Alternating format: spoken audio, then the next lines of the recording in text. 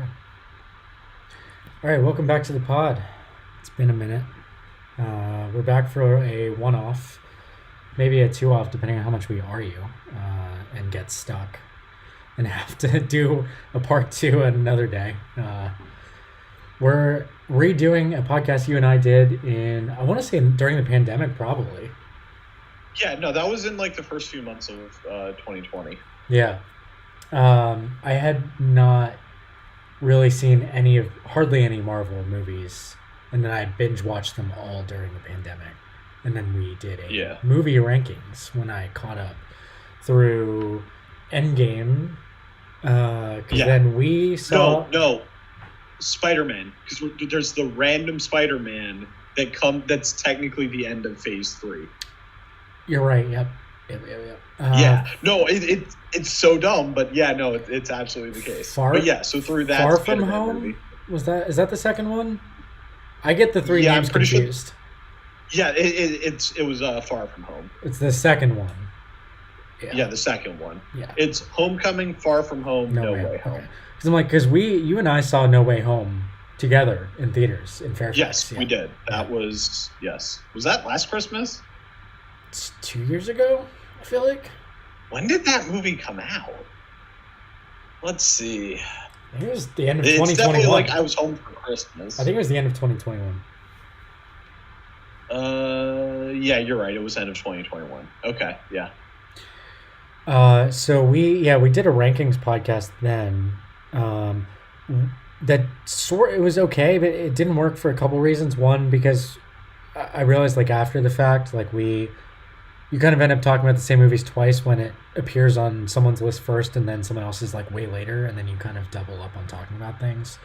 And also I had literally watched like 25 movies in like 5 days. Like I was literally watching like 4 or 5 of them a day, and they ran together when we recorded it last time. And I've since rewatched some of them or had time to revisit them through like reading about whatever through various ways. So I think this one's gonna be a little cleaner, and we also have a twist to the rankings where we have to agree on each movie at each spot before we move on. So it'll be a little more focused. There's also a veto thing we each get 2 of, where you can veto a movie going in what we're going to call tiers. So we'll do 4 groups of 8 movies essentially, that we're using just kind of for the purpose of the veto. So if I have a movie I want to go last, I'm dead set on having it go last. Charles can veto it. Then the lowest that movie can be ranked is 24th. So you have to kind of be careful about when you're using your vetoes. And I think that's about it for the rules. One thing we're going to try to, I say this now, but we're going to try to move a little quicker through the worst movies. But we are going to, once we have a movie set in place, we'll give a quick, something that worked about the movie, something that didn't. So at least each movie gets at least a quick comment from us before we move on. So I have a feeling we both have pretty strong Marvel opinions. So this is going to be interesting. And I think we have very different Marvel opinions. So this is going to be... I remember there being a few pretty big discrepancies the first time we did this. I think there are going to be quite a few. I feel like our top 10 was pretty similar, but there was stuff that like you had low 20s that I had in like the high teens. Yeah, I think there's going to be a fair amount of big differences here. Okay, so 32. Let's get this started. I would like to nominate The Incredible Hulk. Wow. Okay. I'm not even sure it necessarily is the worst, but I think it's the one that I think's the worst that you'll agree with. Wow. Okay. It's so bad, it's completely meaningless. Like, they replaced the actor for the Hulk afterwards. Like, literally, all this movie did was waste a few actors as, like, well, now they're in the MCU, so they can't be anything else in it. Like, it's a damn shame that Liv Tyler was in this movie. She's a really good actress, and I would have loved to see her be a love interest in a movie that actually mattered. Played his girlfriend in the movie, right? The daughter of the army chief. But the army guy is the only one that comes back later, right? Yeah, and he's going to they're coming out. There's I think it's 2 or 3 movies down the line. They're doing Thunderbolts, which he's actually like kind of the main guy in. So yeah, he's back, or he will be coming back. We're off to a tough start. I actually don't mind this movie.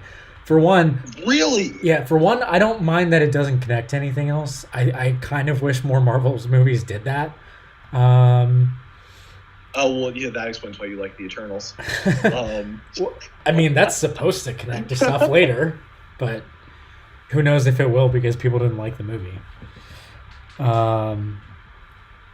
Yeah, I didn't mind Edward Norton as the Hulk either. Like I actually, I don't know. No, I guess yeah, Mark Ruffalo is better as the Hulk, but Mark Ruffalo is better. But you're right, he's not. Yeah, bad. I don't mind. Like, and actually, Abomination came back for She-Hulk and was absolutely hysterical. Yeah, I didn't like the villain. Yeah, I did not like Abomination. No. He doesn't work as a villain. In She-Hulk, he plays like they play him for comedic relief, and he's great. That's actually my biggest problem with the movie. I actually like the movie for pretty much most of it, except for Abomination, and it's just because. There's no like the dude has no. There's no reason, but he's just an angry dude. Like that's the whole villain motivation is he's just angry. Like I will point out the hero is also just an angry dude. I'm talking about when he's in human form, though. I'm not even talking about Abomination. I'm talking about the military guy who turns himself into like his motivation for taking the serum is that he's an angry guy. Which is just really dumb. I one of the biggest things this will come up throughout our rankings that I will have an issue with is like villains that don't have good motivations. Like that really bothers me when there's no good story there. And there's quite a bit of that. I mean, personally, I have a movie that is like far and away the worst Marvel movie to me that I just like straight up did not enjoy the movie. And it's probably the only Marvel movie I can say that about, and that was Quantumania.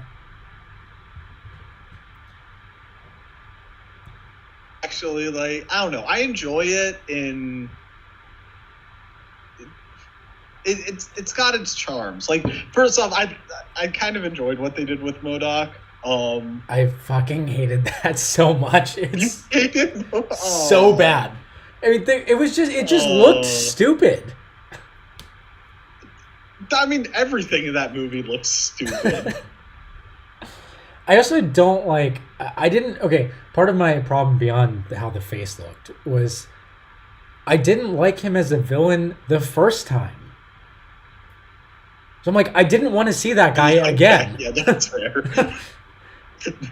That is fair. I didn't like that the Wasp was pretty much pointless in that. Like she did nothing that entire movie. Yeah. Like she was there to make like weird comments about her mom sleeping around in the quantum realm. Like that was like the only thing she did. I didn't love what they like. I didn't love the fact that at the beginning of the movie I thought there was going to be more of a story about Cassie, but it wasn't that much of a story about Cassie.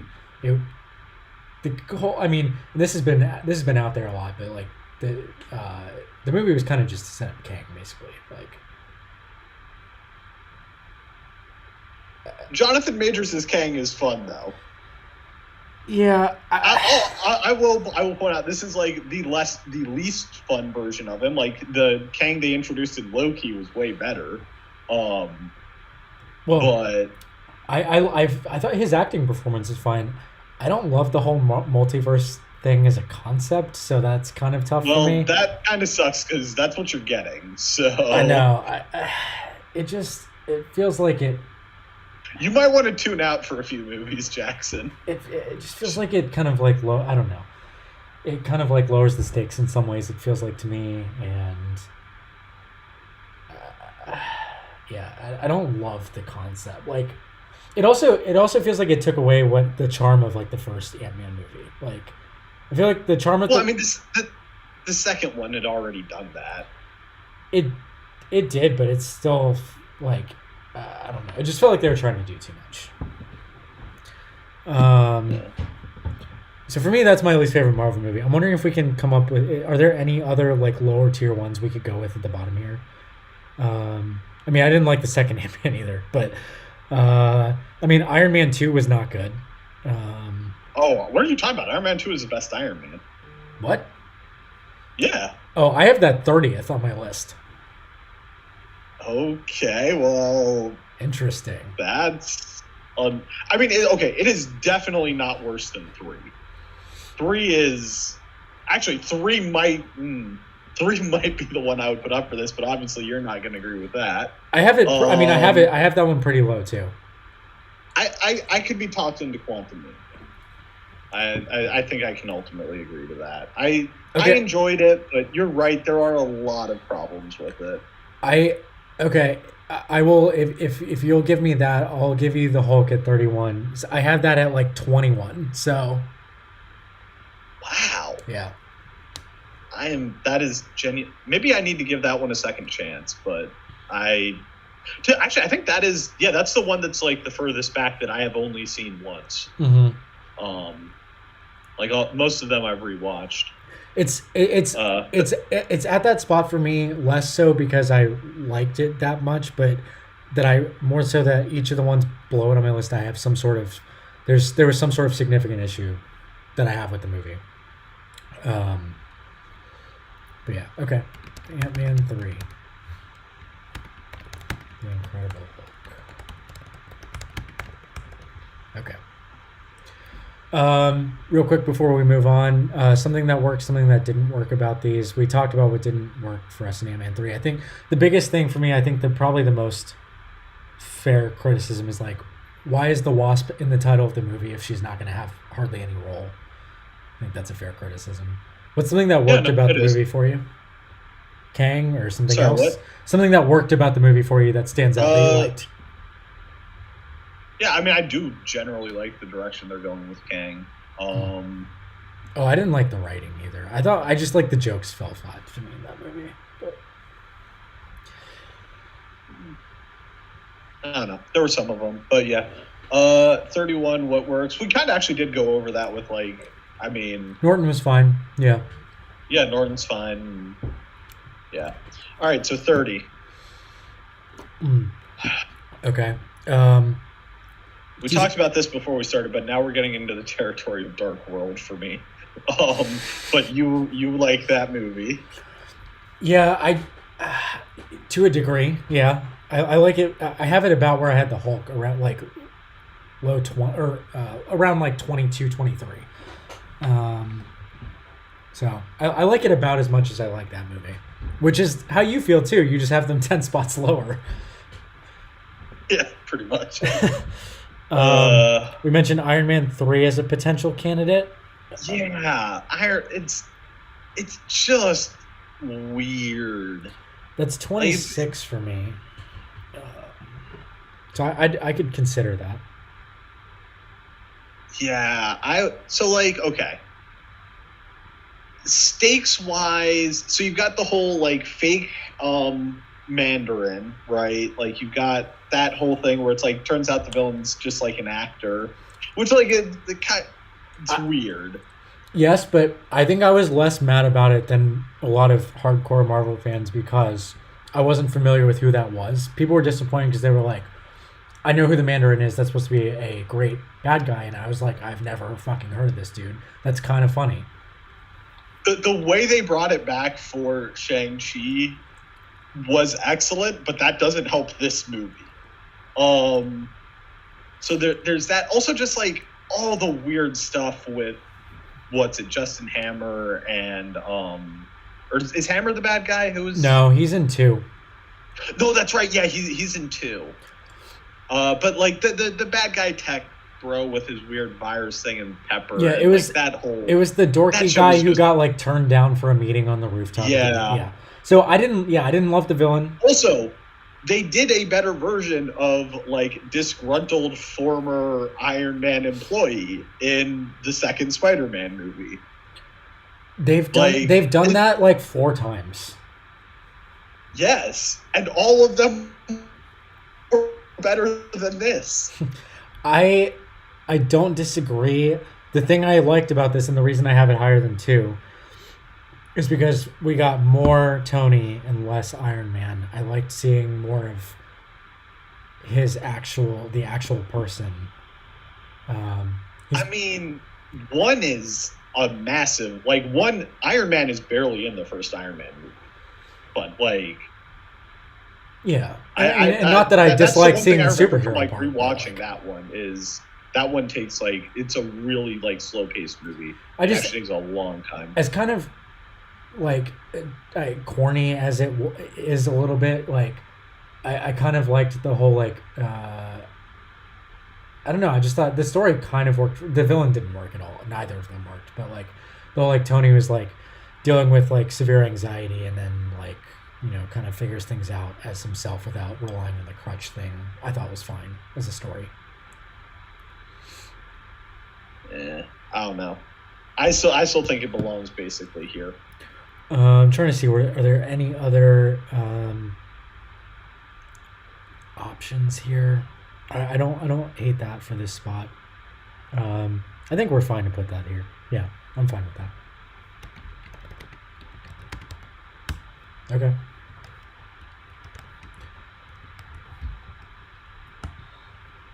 All right. Okay. I mean, see, for me at this point, it's like Iron Man 2 or Ant-Man 2. It's not Iron Man 2 because that's the best Iron Man movie. So I'd be down for Ant-Man 2. It's not great.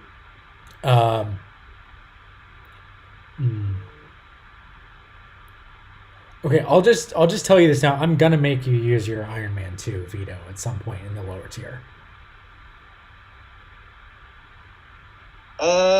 I mean, you don't have to use it right this second, but I'm gonna push for it before we get to 24. Because I have it like 31st on my list.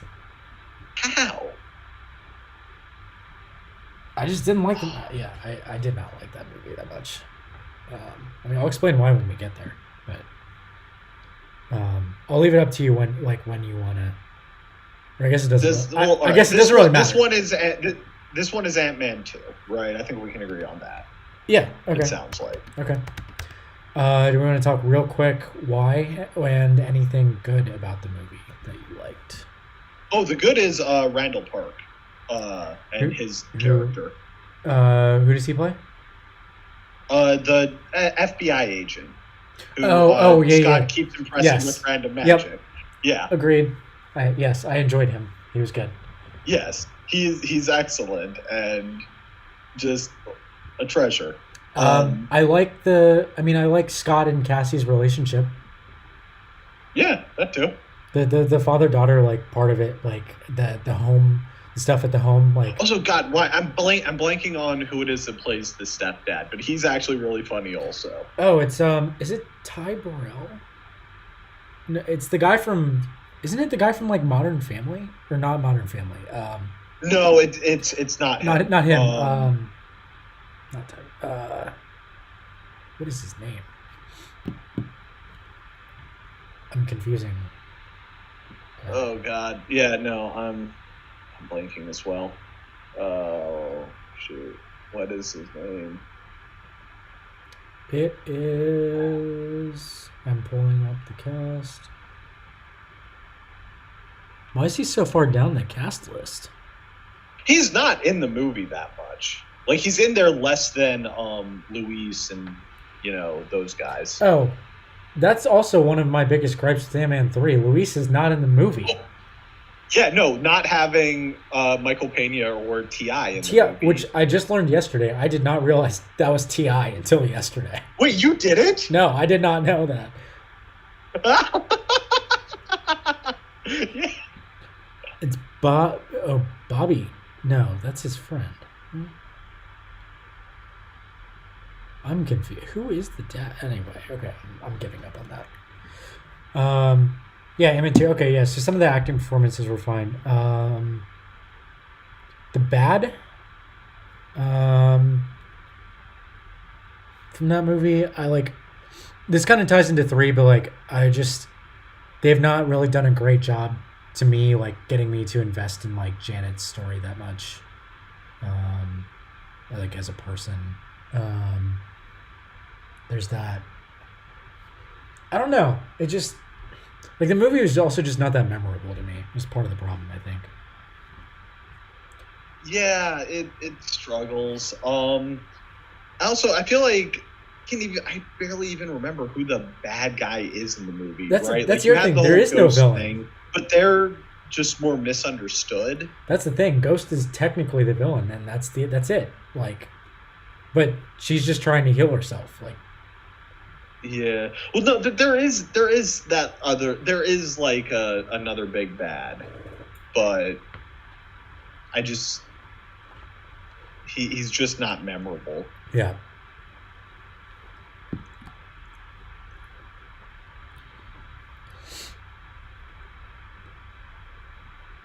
Yeah. Okay.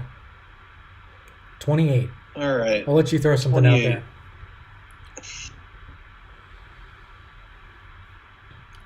Let's see.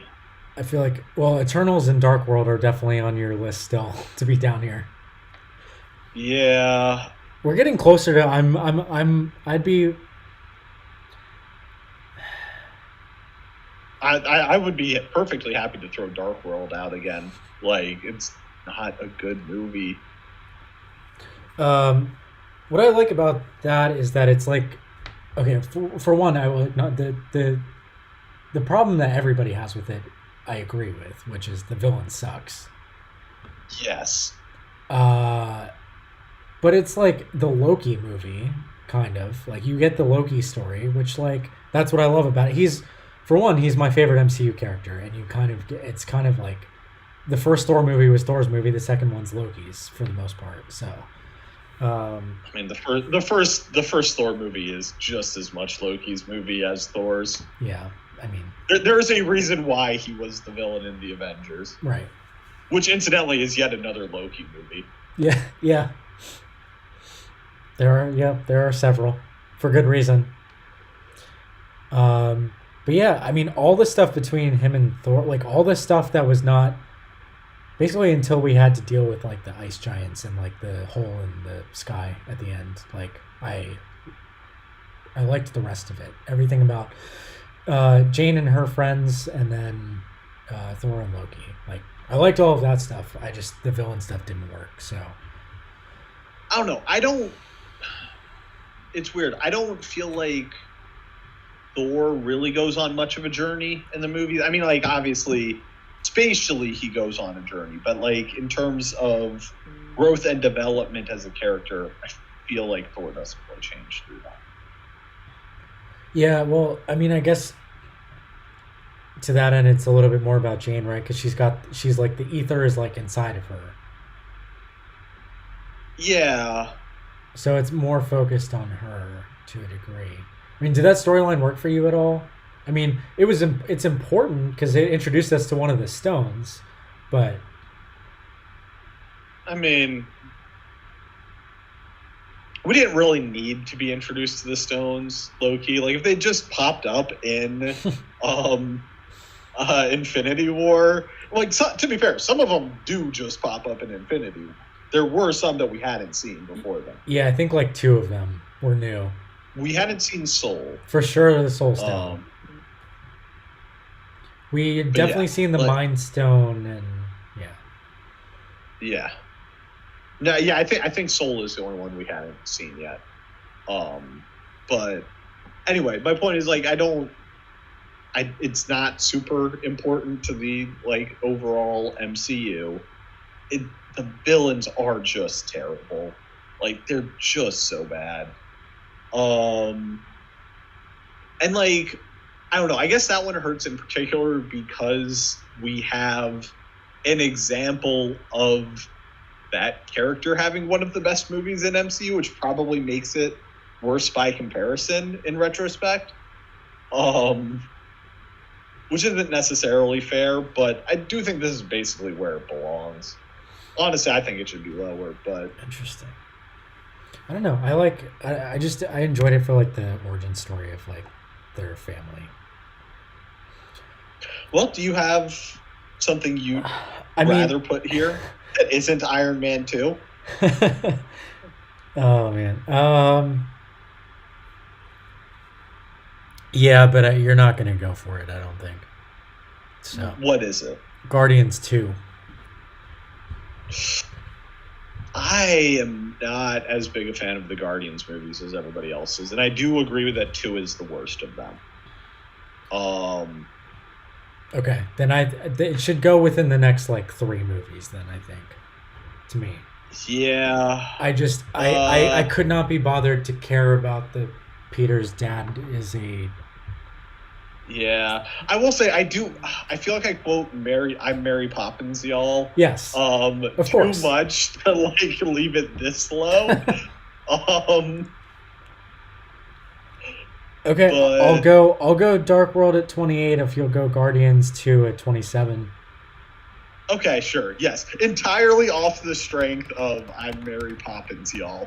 I will, as long as I can. That is the one thing that separates these movies.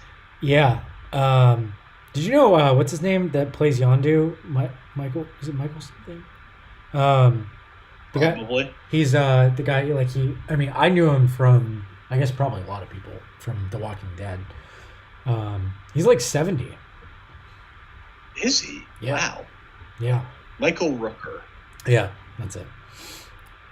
Yeah, he's older than I thought. Oh yeah, he's 68. Damn. Yeah.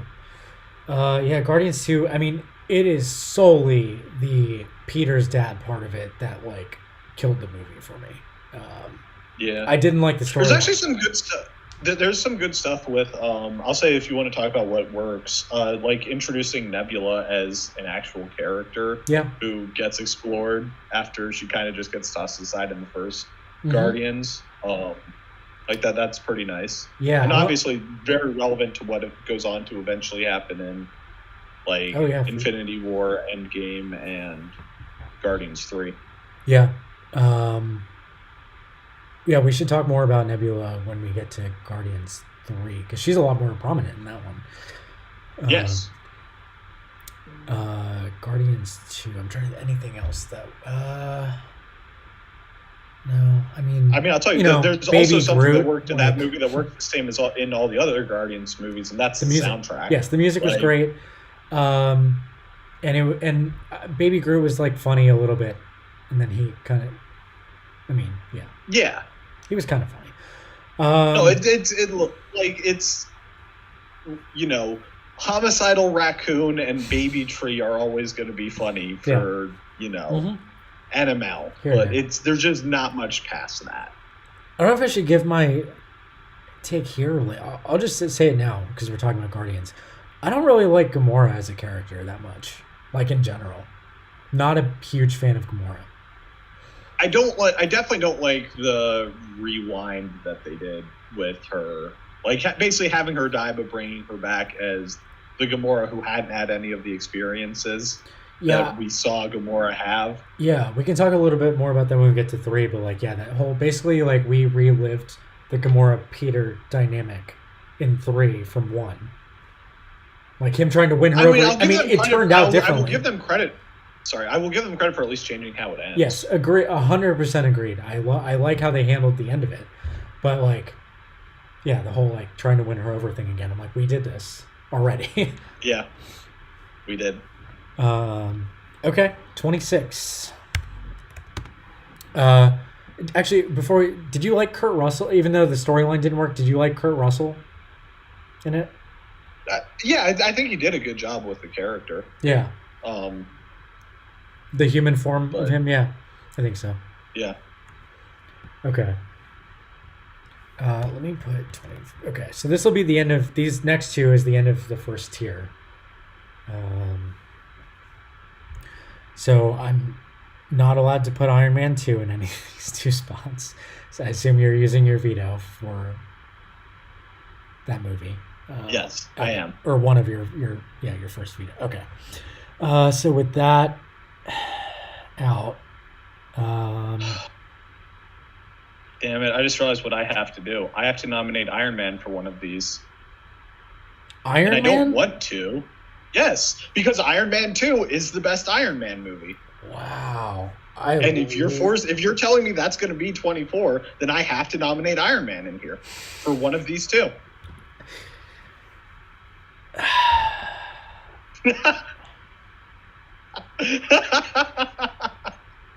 Damn it.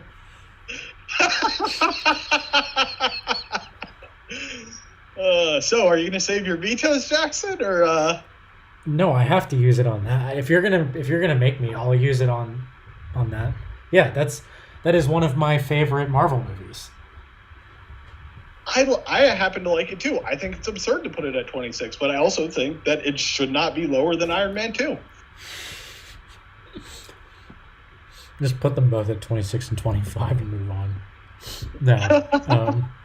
No. That's not No, fun. because then neither of us are happy at that point. Yeah. Okay.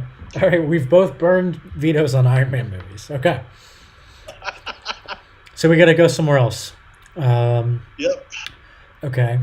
As I recall, you like Doctor Strange, right? I'm not going to get that through one of these. No. The original Doctor Strange. Yeah, I love that movie. Second one, not a big fan. Not a big fan of the Multiverse of Madness movie. Okay.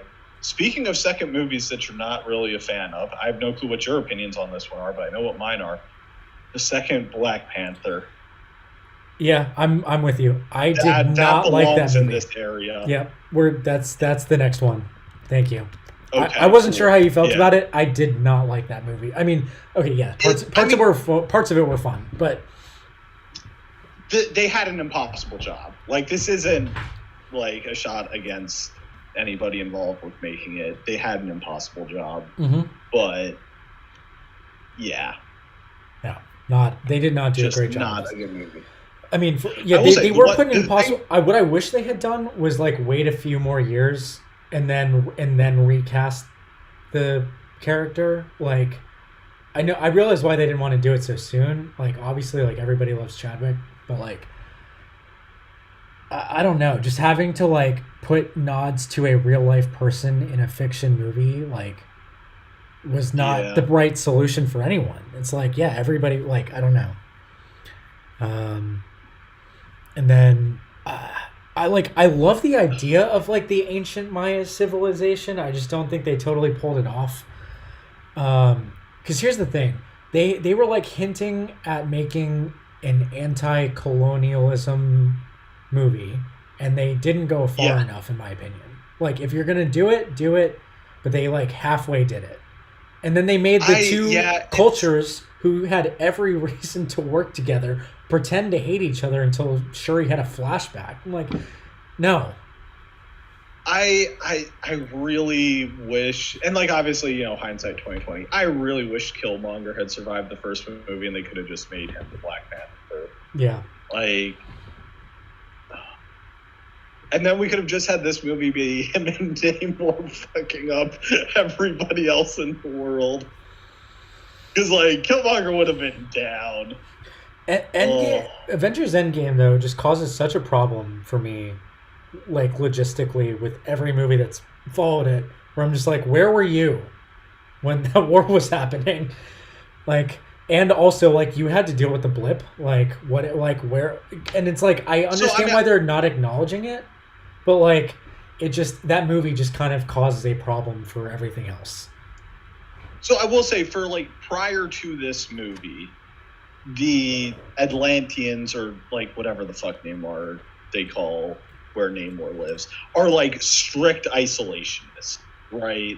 Like they don't. Right, but they would have lost a bunch of people. I mean, they could have at least addressed that. Yeah. No, you're not wrong. And I mean, I get why they're not doing it, because then they'd have to address it in every single movie, and we'd all get tired of it. Yeah. But yeah.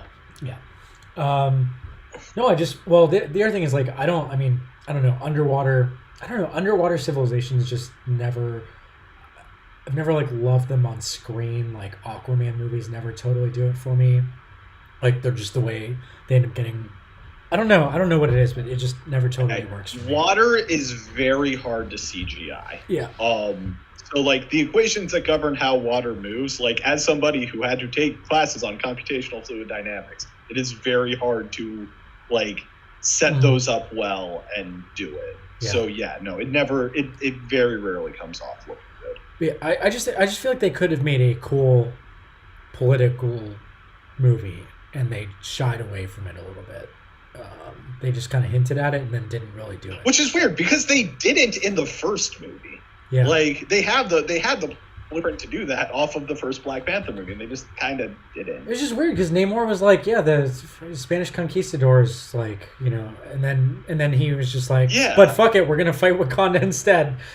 I was like, oh my god. And also, like, the soundtrack was a bit of a disappointment compared to the first one. Like, the first one had all this great, like, rap music curated by Kendrick, Yeah. and then it was just, like, not there. Which sucked because, like, the guy who did the soundtrack for the second Black Panther movie, Ludwig Göransson, I think his name is, he's incredible. And he did a really cool thing, which was he went to Central America when he was making this, and, like, researched ancient Mayan music and recreated instruments that don't exist anymore and put them in the movie, which is incredible. But like, Wow. you know, but you have to like deep read shit about this movie to even find that out. So it's like, it sucks that like all of Yeah. that kind of like there aren't many people that are going to end up appreciating that. So, but yeah, I missed the soundtrack from the first one. Yeah. Okay. Last movie of this tier. Oh, and aren't they making a show off of what's her name from Black Panther 2? Isn't she getting a show? Riri, whatever. Oh, Ironheart. Yeah. Riri Williams. Or I don't know what the act. To be clear, that's the character's. That's the character, yeah. Actress. But yeah, I think she's gonna be. They're doing something with like all of the Iron Man people. So like I think Rhodey's gonna be in it also. Rhodey, yeah, and possibly some other people. But yes, they are. They're doing. I think it's called Iron Wars or something. Yeah. I was just like, that's another thing. I was like, they always. And then they're also like they're very clear. Sorry, go ahead. I was just gonna say like, the only thing with that, like, I liked Riri as the person, but then like, I'm just like, man, it feels like whenever they run out of ideas, they're just like, let's just do Iron Man again. They're very clearly doing is like they're setting up for the like young Avengers, right? It's like that next like they've got all the Right. next generations of all the heroes set up. So we'll see. I also don't feel like Shuri's mom needed to die. Just putting that out there. It just seemed very No, probably not. formulaic, like, hero's mom dies. I'm like, okay. Yeah. We've done that a million times. I don't think she needed to die for Shuri to figure things out. Okay, last one of this tier. I'd be fine with Doctor Strange 2. I like that movie too much for this tier. I'd be cool with like Black Widow. Like as much as I liked yeah. Yelena's character, Florence Pugh was awesome, but like besides that, it was like Yeah. Also, I will argue she's better like in the appearances she had in the Hawkeye series, like just after this came out. Like it's not even her best performances as this character, I guess is what I mean. So yeah, I'd totally be down to put Black Widow here. okay, let's do it. Another one where I'm like, I feel like, well, everyone knows the major problem with this, which is it should have come out earlier than it did. That's the one thing. But yeah, I mean, Florence Pugh was awesome, but like, and also there's like a great story idea there, which is like I don't remember the guy's name, but like the basis for the movie of him, like, you know, basically kidnapping all these girls at a young age and then them finally kind of coming together and fighting back. It's like, the story idea is good. It just they didn't totally nail it. Yes, and some of the worst CG in the history or in MCU history. Really? With the I didn't. explosion as they're jumping off the airship at the end. Okay, I don't really totally remember that. I feel like I was kind of tuning out by the end. Give me a second. I will pull it up for you because it is bad.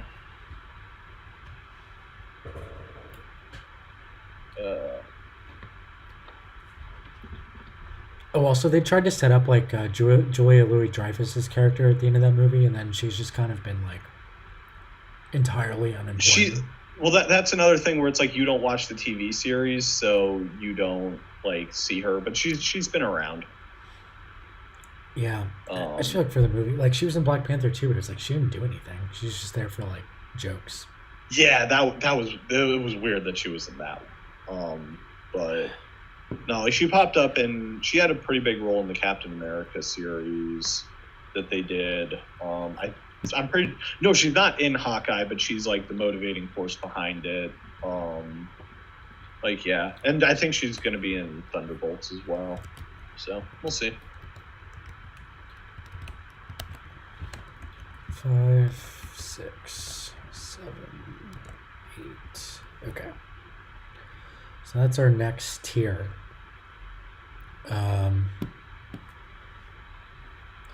Interesting to see if we're going to force each other to use our vetoes on the 2 Iron Man movies again or not.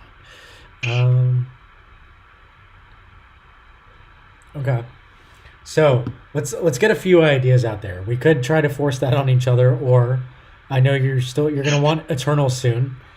Yeah, actually, this is getting right around that point. Yeah, and I'm not gonna veto it going up to the next tier. It belongs in this for me. It belongs in this range of 8 movies. So if you're gonna tell me it needs to be 24, I probably won't fight it too hard.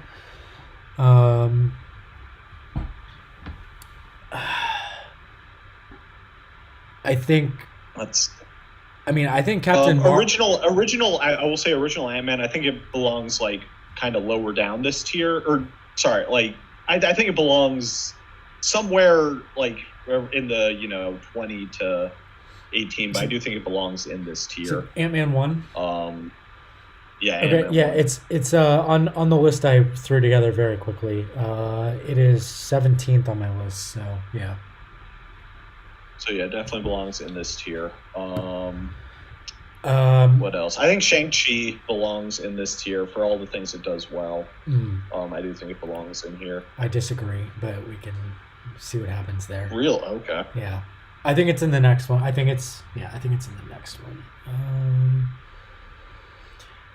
What else? I think Captain Marvel belongs in this tier.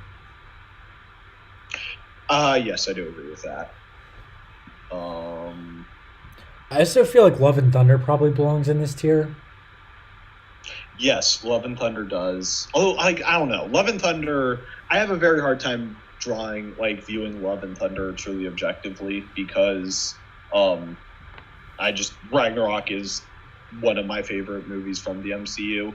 And so I was very hyped up for it, and then, it was what it was.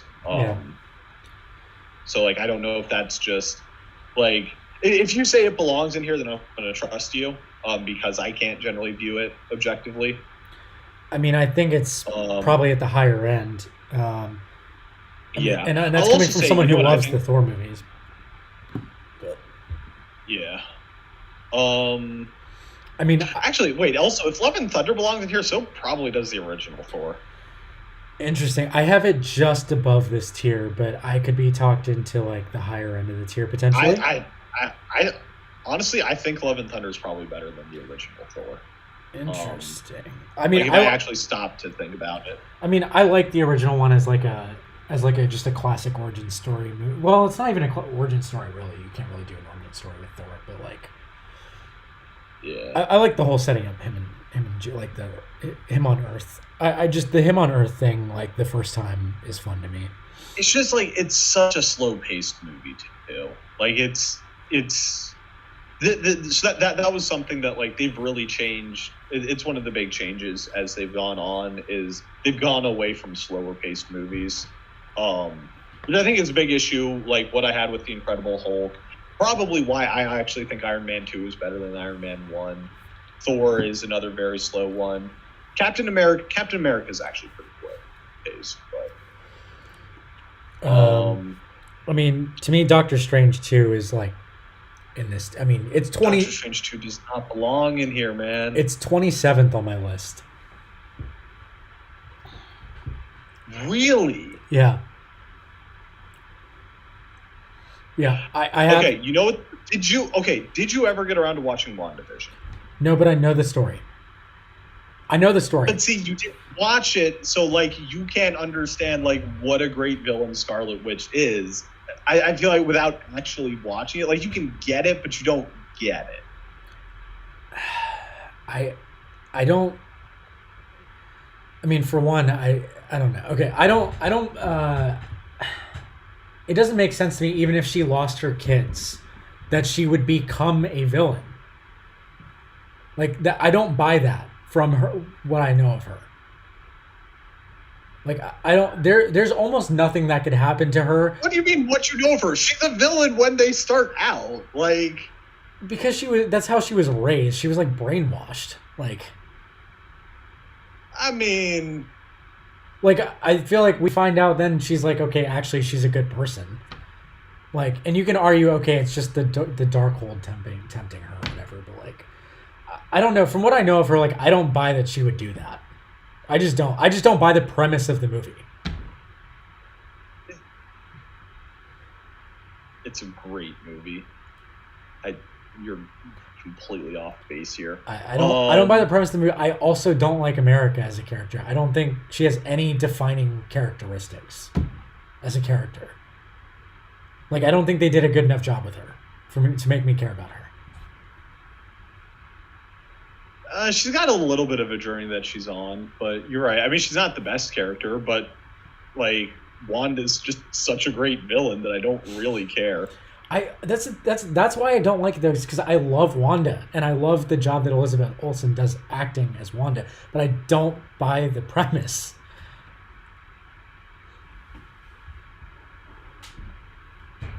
Look, I'm just not going to agree to this at 24. Like, it's just not going to happen. Okay. Well, actually, you know what? No, I'm happy with that being a top 16 movie, so fuck it. I'm just going to veto it. Like, we're not doing that in this tier. well, if you're not going to let me put that in this tier, Iron Man 2 is going in this tier. One of them's going in this tier. Fine, but it's going at 17. And Iron Man is going at 16. Okay.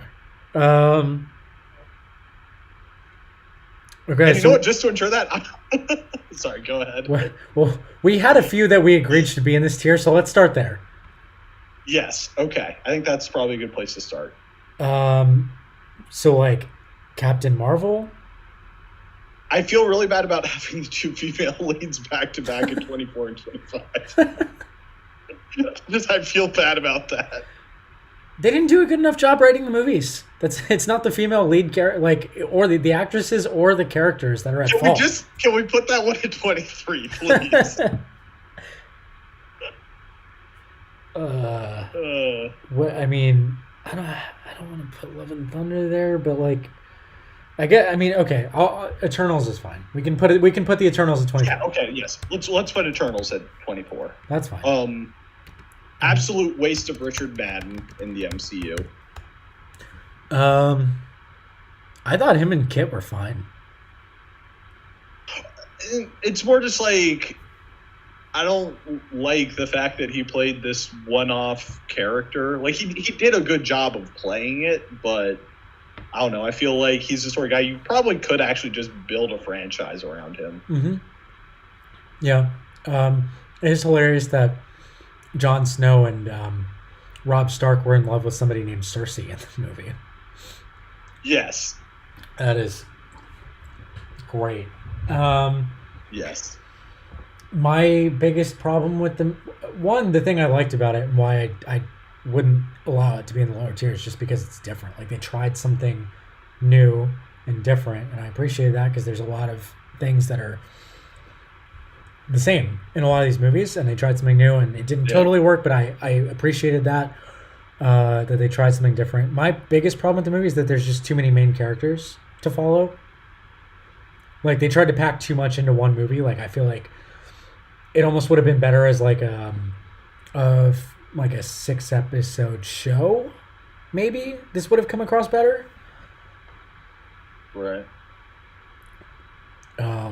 But there were like 10 Eternals. So it was like a little too Yeah. much for one movie. And also Sprite was Yeah. annoying. Like Sprite's character was totally like just like the whole purpose of the Sprite character was just kind of to whine the entire movie. And I didn't love that. But like Yeah. I also feel like they kind of wasted Selma Hayek. But like I don't know. I don't think of her as like the sort of person that would do that much of that many superhero movies. Like it's kind of like the same as Angelina Jolie being in it, right? Like you're probably only going to get these people for one movie. Agreed. But So I don't mind that this was it. Oh no, I don't mind that it was just one movie, but they killed Selma Hayek off like really early in the movie. At least Angelina Jolie got to like last the entire movie. Oh yeah, but like you still see her in all the flashbacks. Yeah, I guess. Kumail Nanjiani was good. He was funny. Yeah. Yeah. I think it's like a perfectly average. Like to me, it's like a perfectly average. Like I'm not gonna like go out of my way to see it again, but like if it's on, like watch a little bit of it or whatever. I think it's perfectly fine. Captain Marvel again. They just like did not do a great job with the character, and part of that is I think they've just never figured out like she's too OP, and they have not figured out how to handle her properly. That was more of an issue for Endgame than it was for her own movie, but like. They just kind of wrote her like the '90s stuff was fun, but they just kind of like wrote her personality a little like I don't even blame Brie Larson. I think they just kind of wrote her a little bland. Yeah. Yeah. No, I do always appreciate a good like. This isn't a cat. It's whatever. Oh, the Flurkin, yeah. Yes, the Flurkin. Yes, because it gave us Samuel L. Jackson going mother Flurkin at the end. Yeah. True. Yeah, that was, and that's where his eye patch came from. Yeah. I'm trying to think if there's anything like. How'd you feel about the twist in that movie that the bad guys were actually like the storyline? Oh, that the shapechangers were the green people were the good guys, and the people that brought her up were the bad. Like, did this storyline work for you? Yeah, I thought it was fine. Yeah. Yeah. A bit nice little twist. It did actually. So like I didn't necessarily. I don't know. I was never quite fooled with the people who brought her up as being good, but like it did kind of catch me that like okay, the green people are actually good. Did kind of catch me. So yeah. It was Jude Law, right? That was in that. Yes, Jude Law, like her mentor or Yep. whatever. Yeah, I'm pretty sure that was Jude Law. Mm-hmm. Yeah. One thing I saw somebody point out that wasn't like that didn't totally work was like this, the source of like that group being bad was supposed to be the what was it called, the Central Intelligence or the Super Intelligence, whatever the fuck they called it. Yeah, like that the AI. The AI thing. And it was just like it didn't. I don't know. It hasn't come back since. Like, and I don't know. It had no real personality. Like it was just a computer. Yeah, well, like we haven't actually done that much in space stuff in the MCU, right? Like you've got Guardians. Yeah. I just don't imagine they're going to bring it back. Is part of the point. I mean, it might pop up in the next Captain Marvel movie that's coming out in 2 months. I guess so. Yeah. Okay. 22. We agreed that Ant-Man belonged in here, right? Yeah. I mean, I have it. Agree about that? Yeah. I mean, I have it a little higher than 22, but yeah, I have. So I have that in this tier. I have Love and Thunder in this tier. I have this. I don't know if this is controversial or not. I have Avengers Ultron in this tier. Actually, yes, that's a good call. Because, like, it's sort of like grading on a curve, right? Because it's an Avengers movie. You're using all of these people, and that's what you come up with. Right. Also, I don't... Okay. Also, to me, like, a total waste of Quicksilver. I mean... Well, yeah. That was kind of disappointing. Yeah. It's like, he's fast, and now he's dead. Yeah, Okay, kind of a bummer. so where are you leaning for this one? Ant-Man, Ultron. I like Ultron here. Actually, I think I enjoy Ant Man more than I enjoy Ultron. Okay. Yeah. So then let's talk about Ultron real quick because it is obviously one of the bigger movies. I just didn't totally like the villain didn't totally work for me. Um, I mean, Yeah, I've heard an argument for the villain that I thought was funny. Someone like I've seen people say like Ultron spent like 5 seconds on the internet and decided humans needed to be destroyed. Like, right. I mean, fair enough. yeah, Like, that's and like the voice acting that yes, like James James Spader. Spader's Yes, doing yes, the voice acting is was phenomenal. great. Yes, Um, but I just don't but like. yeah, I don't know AI. Like I don't know. I feel like I've had enough AI personify like turned into a person or robot movies. yeah, uh, it's art. Yeah, no, I definitely see that. And just like there's a bunch of random shit where it's like Thor goes off on his like random vision quest that doesn't really do anything. No, it doesn't.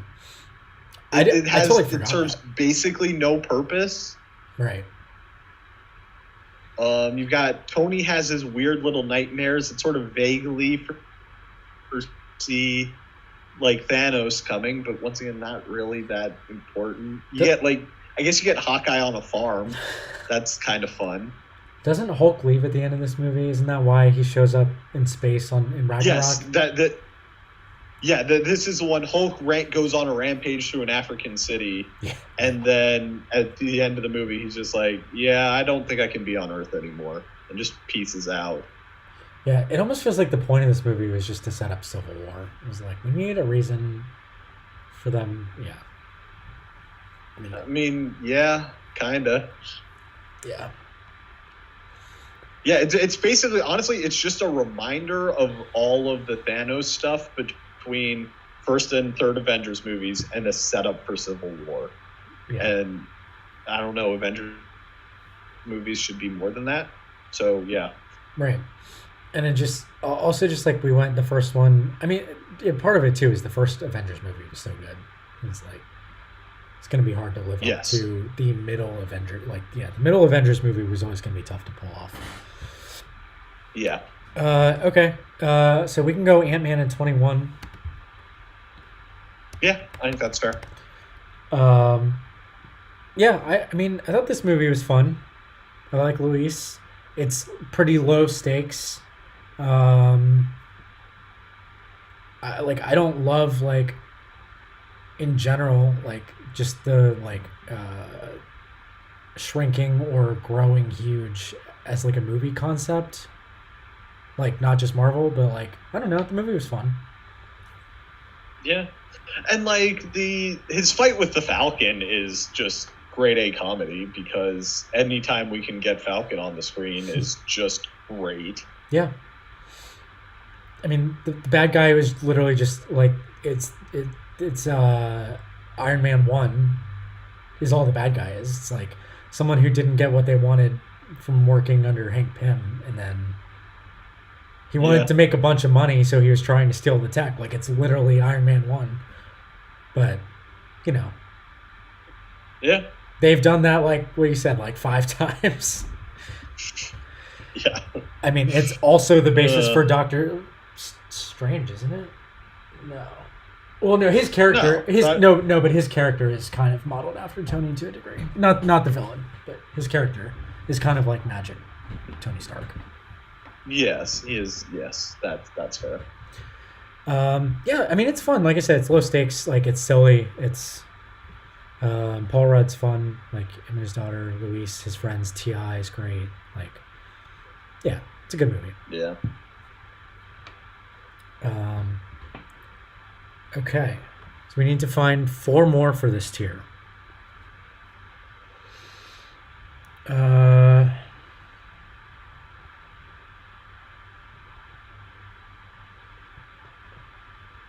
Doctor Strange 1. absolutely not. Why not? That's an incredible movie. It's okay. Yeah, I will without a doubt use my veto on that, like 1,000%.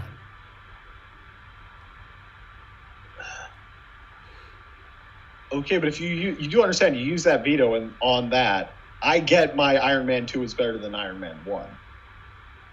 Because I've already. Oh wait, no. Actually, I don't. But then that means Iron Man 1 and 2 are filling out this section. Which one are you giving me at 17? Your two. Doctor Strange 2 or Iron Man 2? I told you one of them's going here. Yeah, no. Which one? No, I've already vetoed. I've already vetoed like Multiverse of Madness. Like I've used my veto for that. Okay, so Iron Man 2 is going at 17 then. Okay, cool. Or but then if you're going to veto Doctor Strange, then Iron Man 1 is 18 as far as I'm concerned. Oh man.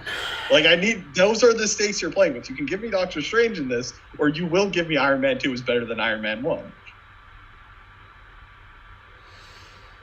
Okay, I got to think about that because you're talking about putting one of my top. Those are both top 5 movies for me. Really? Yeah. Wow.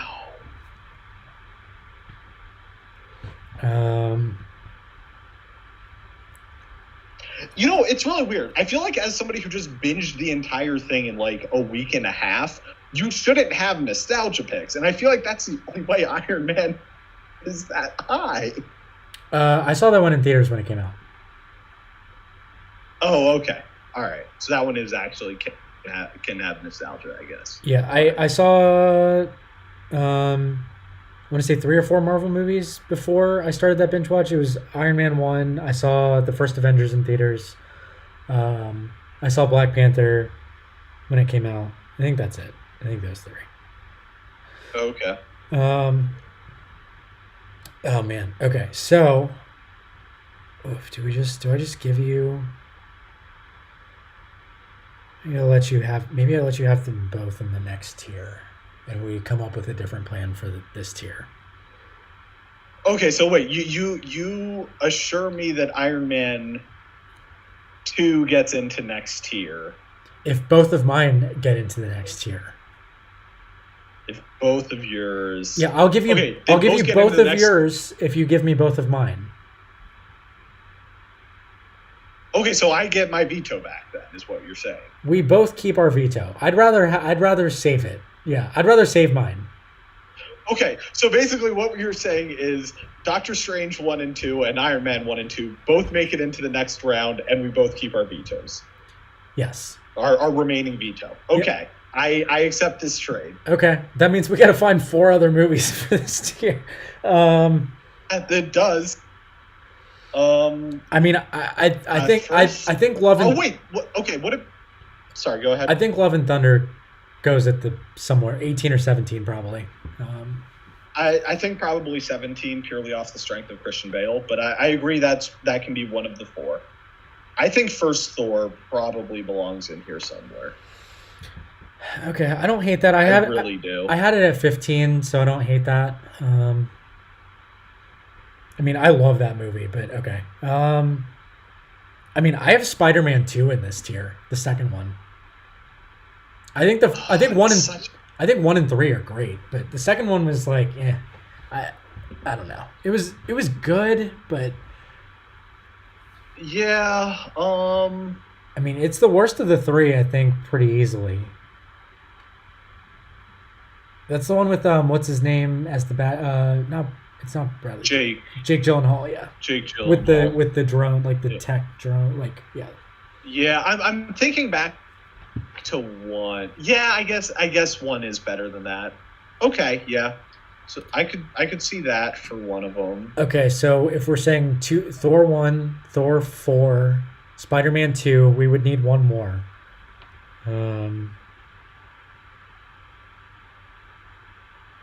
Captain America 1.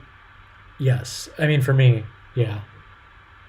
I really like that movie, but we're getting into the point where it's like things that we really like are going to be in here.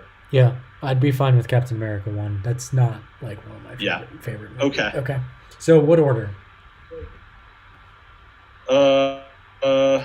We can alternate. I'll give you 20, you give me 19. I think Captain America. I think Captain America can be 20. Honestly. Okay. I'll go Spider-Man 2 here. So do you want Thor the first one? You're freezing. I don't know if it's you. In my opinion, yeah, Thor. The first Thor is the. Oh, it looks like I'm fine on my screen. It might have been. Yeah, yeah. I would probably do that. Okay, so just because. Yeah, sorry. Go ahead. I was just saying before we move on, let's real quick something that worked, something that didn't about these four. I mean, Captain America 1, obviously the origin story. I mean, it's a classic. Yes, Haley Atwell's performance as well. Yep. Fantastic. What doesn't work in that one? I mean, for me, like Captain America is not one of my favorite superheroes in the MCU. Like, he is pretty bland. The whole like he just wants to do the right thing for his country. Like, it's just a little cheesy, over the top. Like, I don't know, but yeah, and to be fair, they fixed that in some of the later ones, yes, which are why we're not talking about those yet. Right, agreed. Because they are great. Agreed. So yeah, no, I agree with that. Spider-Man 2.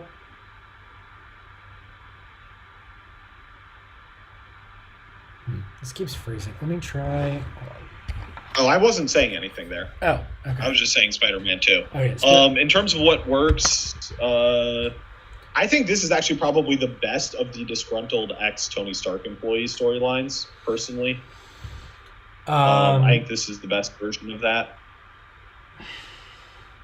It's the dad of the girl that he likes, right? Is this one? No, this is Spider-Man 2. This is Jake Gyllenhaal tricks him into giving away the glasses. Oh, right, but that's okay. That's also the same thing. That's the first one. That's also a disgruntled former employee of. Well, so the first one is a disgruntled contractor who, like, Tony kind of supplants. He's not He's strictly speaking, he's not a Tony Stark employee. He is somebody who Tony has wronged in business. It might as well have been. I mean, it's the same. Yes, it's the same thing. Oh my God, so many times. All 3 Iron Man movie, like, essentially, yeah, they did it literally 5 times. But yes, okay, so this one was, yeah, Gyllenhaal. I mean, Gyllenhaal's acting was great. Like, he was fun. Yeah. No, his performance is great. You also have, like, MJ actually being a character after the first movie, where she really kind of wasn't. Yeah, Ned. I love Ned. That's great. Ned is obviously fantastic. Thor 1. I mean, my only issue with it really comes down to pacing. I don't know that the Dominator, like, as a villain, like, as a big boss fight villain, I didn't think was that great, but yeah, but they crushed the casting. Like, yes, Hemsworth, they did. Hiddleston, Natalie Portman, the whoever plays Selvig, what's his name? Bennings. Yeah. Yes, Selvig. Anthony Hopkins for Odin. Like, they, what's his name playing Heimdall? Like, they killed Idris. Yeah, Idris. They killed the casting for Thor. Yeah, no, absolutely. Okay, let's talk about Love and Thunder for a second, because this one is a little bit more interesting than the others. It's just like the tone that was weird, because it's like they wanted the humor of Ragnarok, but then they also had the serious stuff, and like the flips back and forth almost felt like they were in different movies. Yeah, like, I'll say, look, this is entirely down to the fact that, like, Christian Bale just absolutely kills what could have been a terrible role. Yeah. Like, we could absolutely be unbelievable. sitting here laughing about that, but he just acted his ass off. Unbelievable. Yeah, acting. So good. It was incredible. Um, Yeah. And like that scene where he's like talking to the children in the cage, mhm. genuinely terrifying. Yeah. Like, for as much as like like so obviously, as we figured out, I am a proponent of the second Doctor Strange movie, which is has horror elements. That was 10 times more terrifying than anything in that movie. Yeah. In like Doctor Strange 2. I will say, and this is not Christian Bale's fault. He was incredible, like we agree on that. But they did kind of do like a Voldemort thing with him. Like he was a bald, like noseless guy who like kind of talked in a whisper. Like I mean, Yeah. they did Voldemort basically.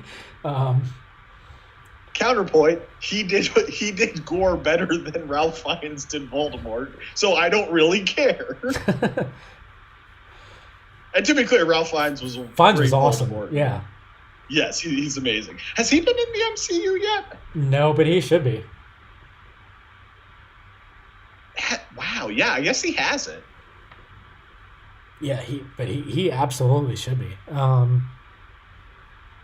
Yeah, no, Bale's great, but yeah, it's just like there were some parts of it like I mean I'm all for the comedy parts of it. Like Ragnarok was awesome, but like there were some parts of it I wanted to be able to take more seriously that I couldn't. Like I don't know, there were just parts of it I couldn't take seriously. Also, I wish we had seen more of Gore. Like Gore was terrifying when he was talking to people, but we actually saw like very little of him actually killing people. Like, and they kind of made him killing gods like a joke, as if like most of the like I guess that's maybe the point, is like the gods are not all they're kind of made out to be by people, but like everything with the gods, and like when they went to whatever it was called where they all like the Mount Olympus place. Right. I don't think they called it that, and like they just kind of made a total joke out of like Zeus, and like everyone there is kind of like I kind of wish they hadn't made a complete joke of that. I don't know. Yeah. Also, fun fact, Ralph Fiennes was in the Avengers, but just not that Avengers. He was in like the 1998 movie that is not at all a comic book superhero movie. Oh, okay. So still has not been in the MCU. I didn't love the cancer thing for Jane. And the only reason is because it feels blatantly obvious that the only reason that existed was because Natalie Portman was done with the Thor movies, and they just wrote that in to give her a way out. Counterpoint, she didn't have to come back for it, right? Like, if she was done with Thor movies, she could have just been done with Thor movies. Right. I wish it had been one or the other. Like, either stay in or stay out.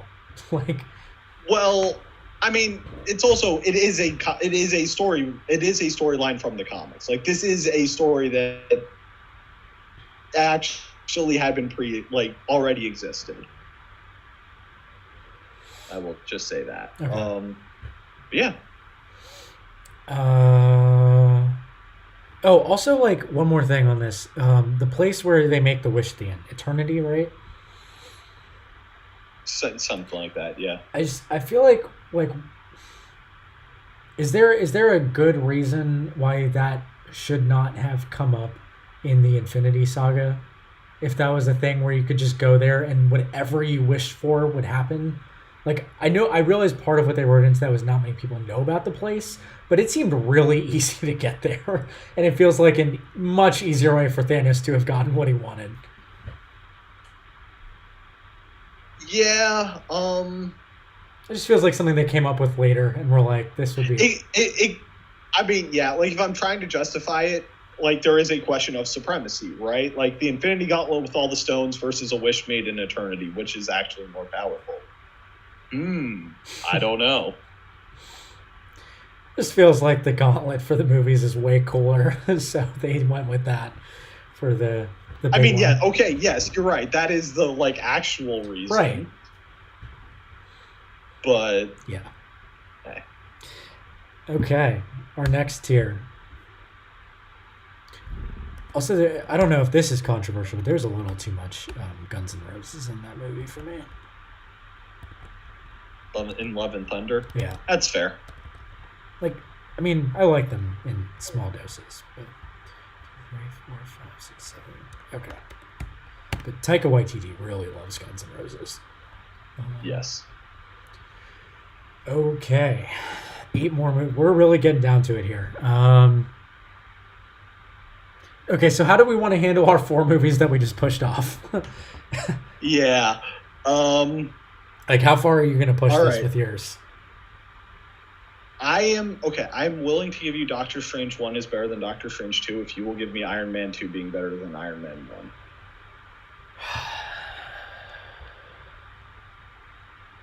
1. Man. And you know what? I will even let you shove that all the way down to the bottom, so at least you still have Iron Man in your top 10. Man, putting my 30th ranked movie over my 6th ranked movie. Why do you? Okay, like, why? You want to? Since we're going to actually have to do this in here, let's actually get into what is your issue with Iron Man 2? Mostly Whiplash. I feel like. He is an infinitely better villain than corporate McCapitalism or whoever the fuck is the villain in 1. He is Mickey Rourke is amazing in that movie. The scenes where he wants his bird are funny, but besides that, first of all, most of the time he's just in a room complaining, by himself. To me, Hammer is more interesting. First of all, Whiplash is a genius, and all he comes up with are fucking whips that he cuts a car in half with, and that's it. He doesn't do anything else with them. He is no match for Iron Man at all, and he should be because he's super smart. He doesn't do enough with what he he manipulates Hammer into building him an army of drones that he designs, and ultimately almost takes out Iron Man, right? Because the movie has to have stakes and peril for the hero. I don't know. I thought the guy that played Hammer was more charismatic than Rourke was. I think he says more in the movie, definitely. Rourke wants his bird, which is funny, and then he makes faces at people, but I don't know. Okay, do you feel better about giving me the reverse of Doctor Strange 2 being better than Doctor Strange 1? Which of those is more offensive to you? Because you're giving me one of them. Okay. That's the only way we're going to resolve this here is I'm getting one of these ranked. In one of these, the sequel's getting ranked higher than the original. Okay. Man, the first Iron Man is so good.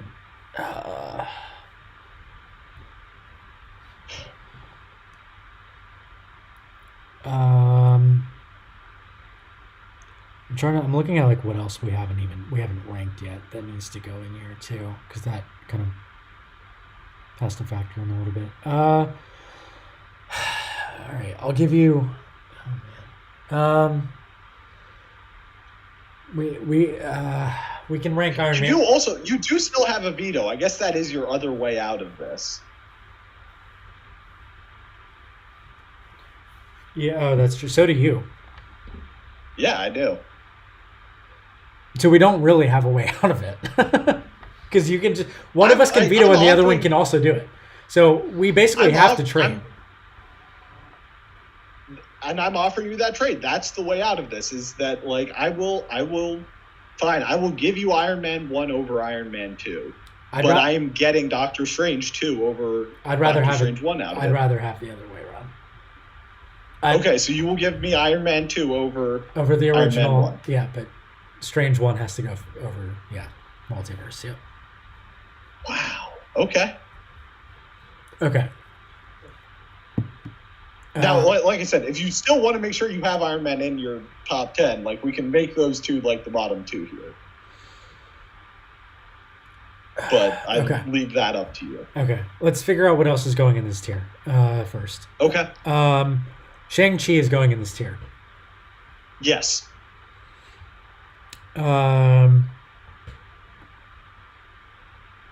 Spider-Man 1 is in this tier. Yep, agreed.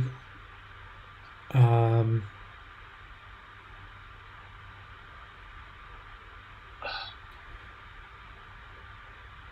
Guardians 3, probably. One, at least one of the Guardians movies has to be in this tier, I feel like. They can't both. Yes, no, absolutely. I could Honestly, probably, possibly even both of them. Like, I wouldn't necessarily disagree with having both of them in here. yeah, on the list I made, they're both in this tier, so I wouldn't hate that. Yeah, I think that's pretty reasonable.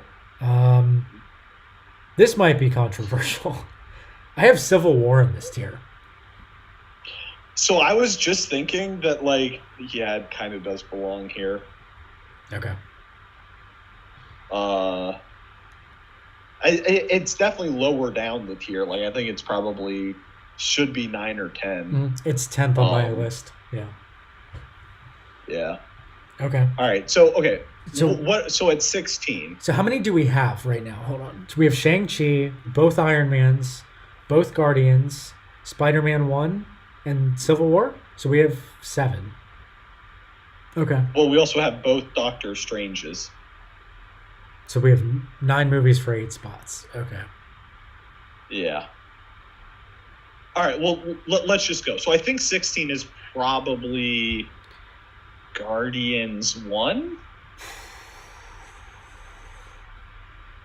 I mean, or Shang-Chi actually would probably be my 2 ones that I would put here.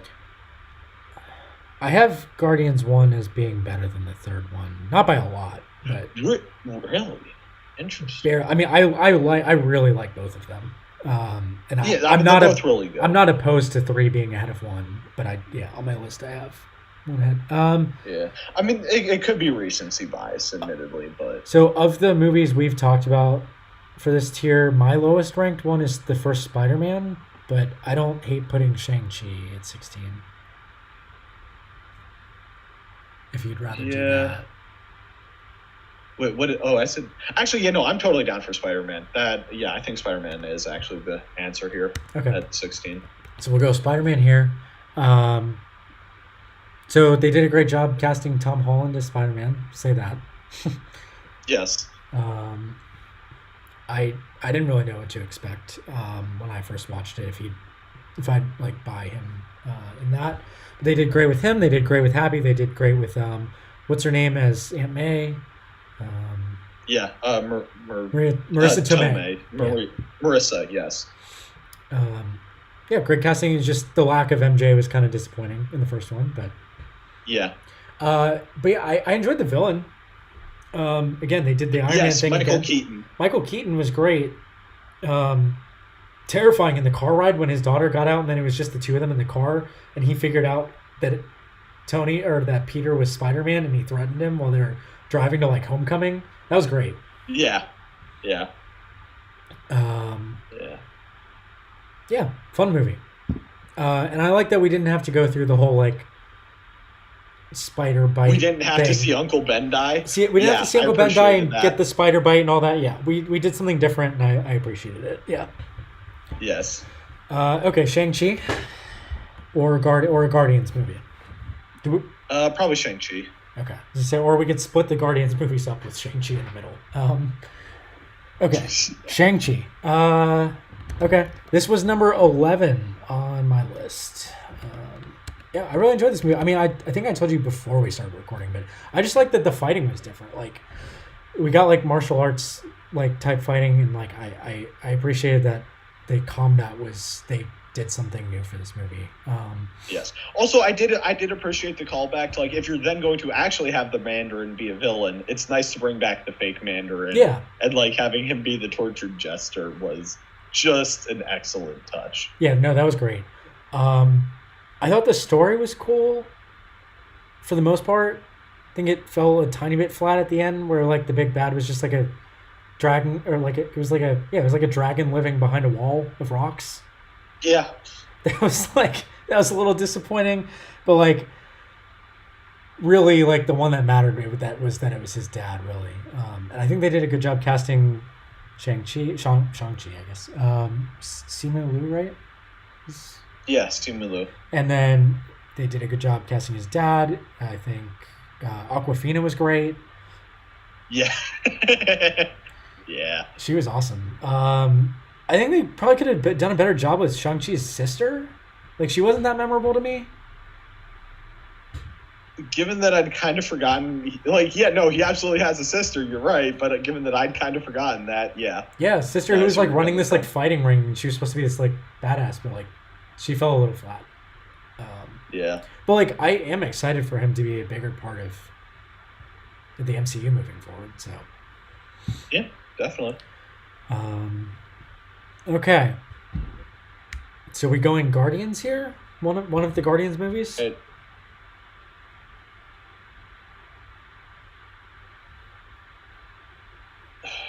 Yeah, so okay.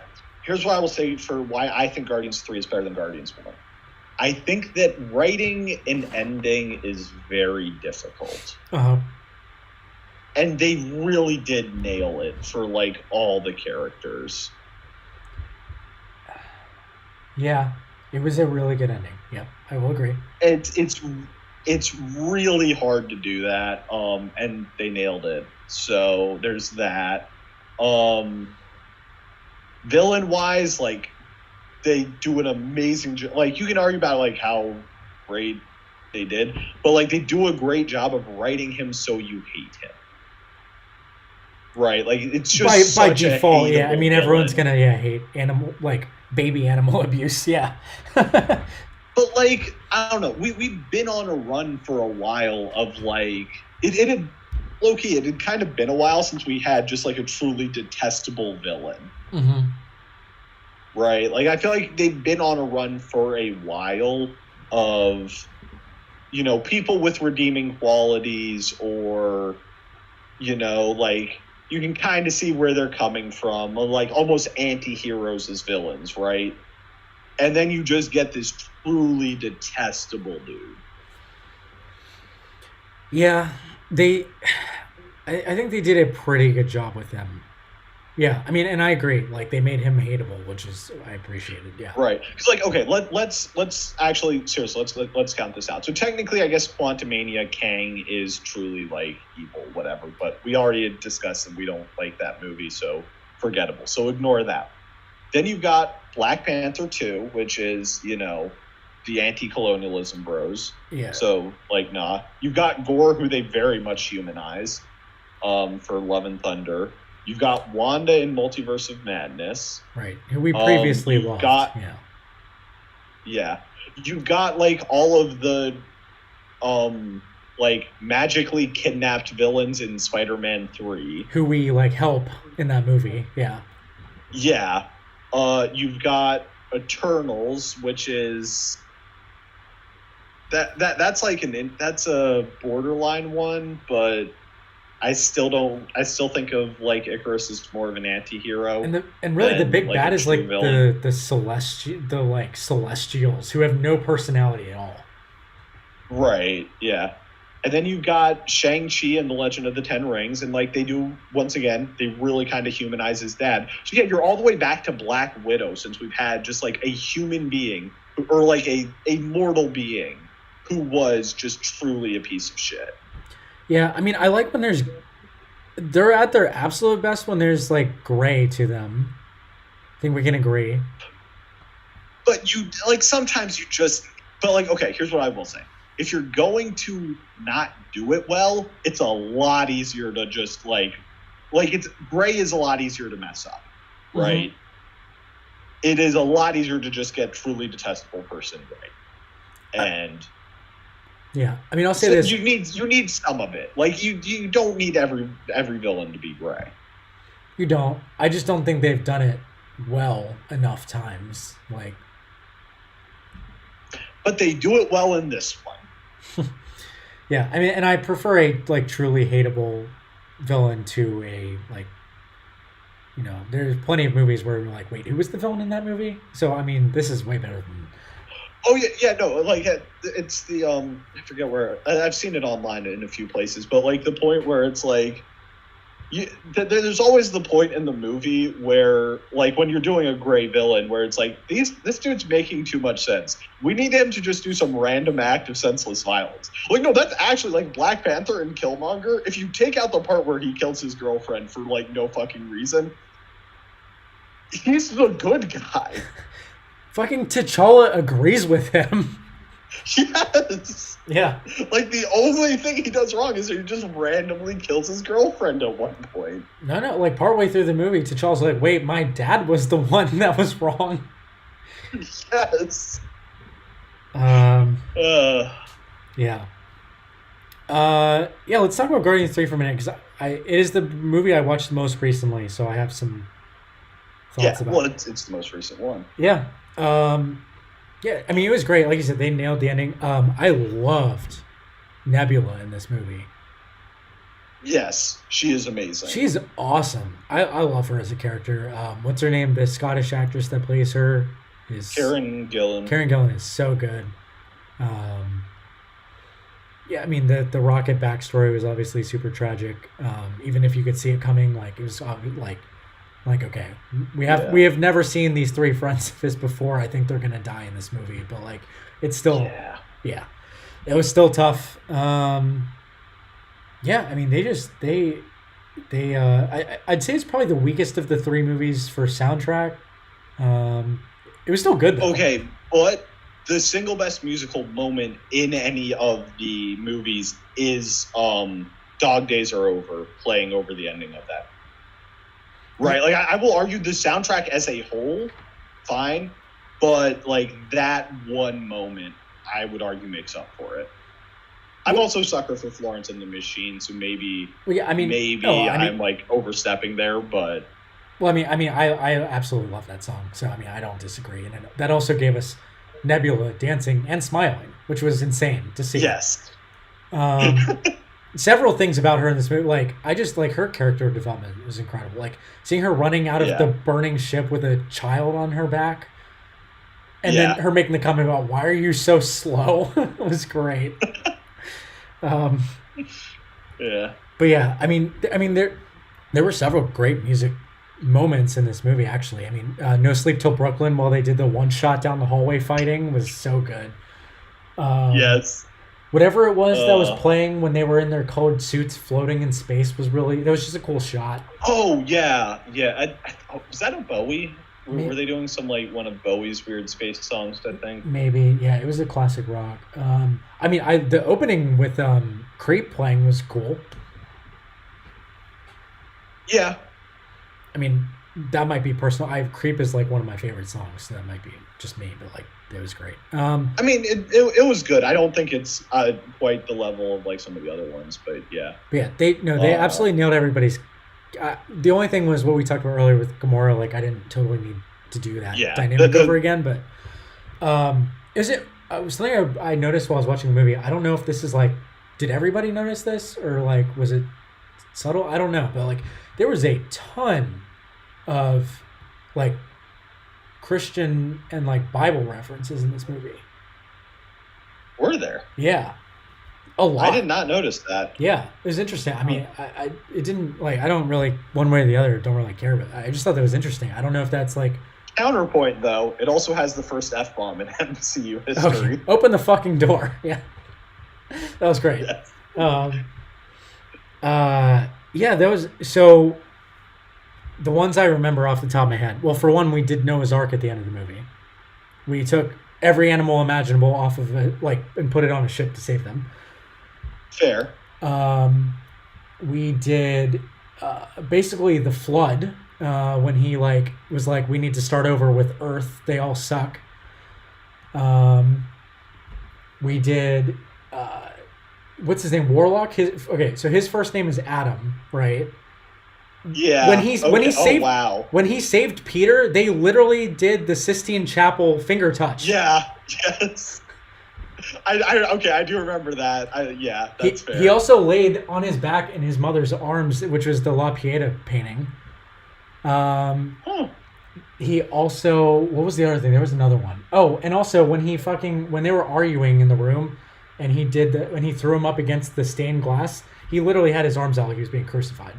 Um, and then also the villain did his whole speech like he did the "There is no God, so I stepped in." Like there's a lot of like God, Well, yeah. Adam, like yeah.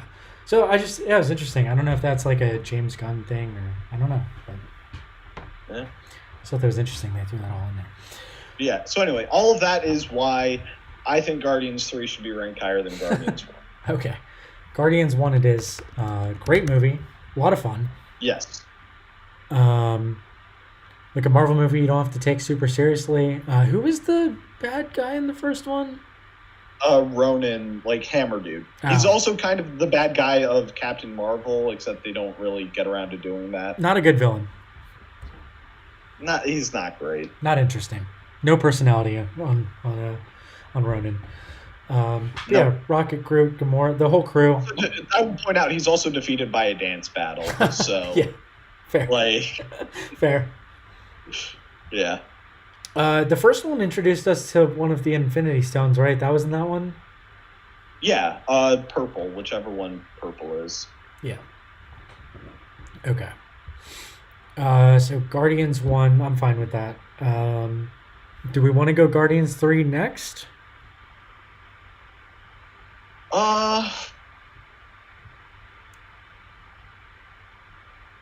All right, I'm gonna throw you a bone. I'm gonna say we can put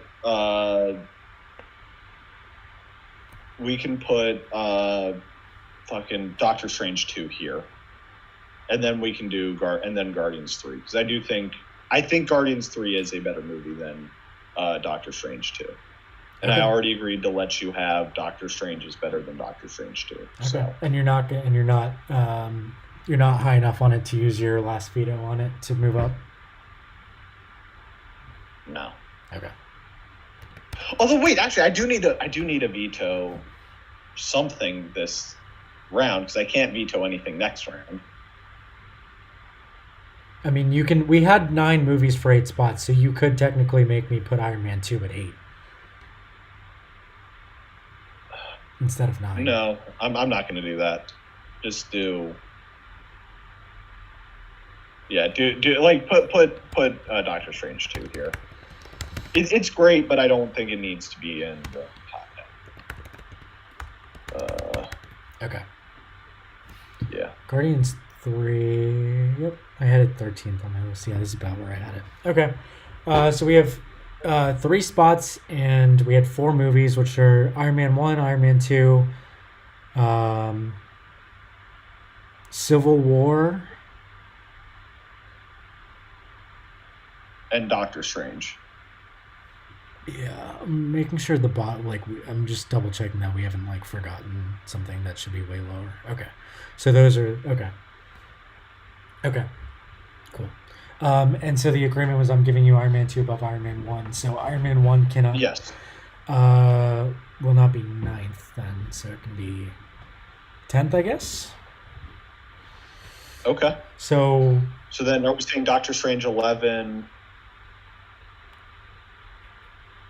depends on how hard you're gonna push You're gonna have to use your veto if you want Doctor Strange in the top 8. Okay, yeah, I'll do it to be top That's 8. fine. Okay, I'll push it. Yeah, and that's fine. So I know you're not gonna give it to me any higher than 8th, but I will push it that high.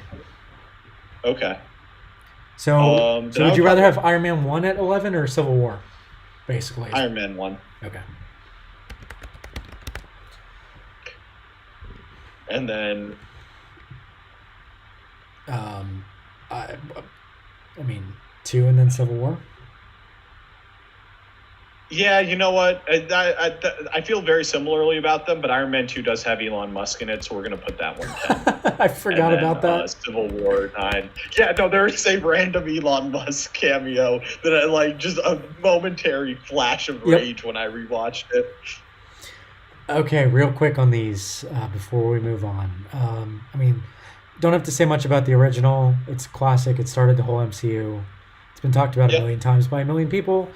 It's an awesome movie, the great soundtrack, and the whole MCU would not have worked if they hadn't cast Robert Downey Jr. So, Yes. Also, like, I'm not saying it started the trend, but I would argue this probably popularized the idea of like the post credits scene with Samuel L. Jackson being like, Avengers, motherfucker. Not actually, but you know. Yeah. We already did enough about 2, so Civil War. Yes. Civil Uh, War. I feel similarly about this one as I do sometimes about Doctor Strange 2, which is that I don't buy the premise. I agree, but sometimes fan service is a good thing. I mean, yeah, everybody loved the fucking parking lot fight, but like, so do I. It's yeah, it's great, but like, I don't know. I just don't like. I heard somebody point out not long ago about this movie that like, it's kind of a problem if you have to go.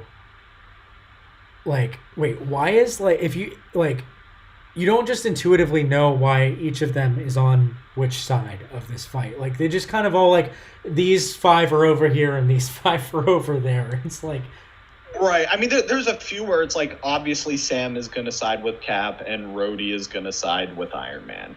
But it's like where it's like you can just kind of do things like that. But then it's like why is Natasha Romanoff on Team Iron Man? Like, I understand she kind of switches and defects, but why was she ever? yeah.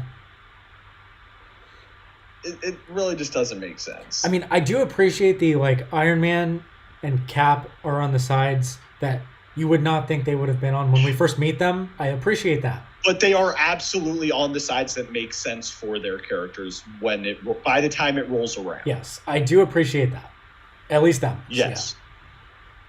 Yeah. But then, like, everybody else who's not a direct sidekick of them, like,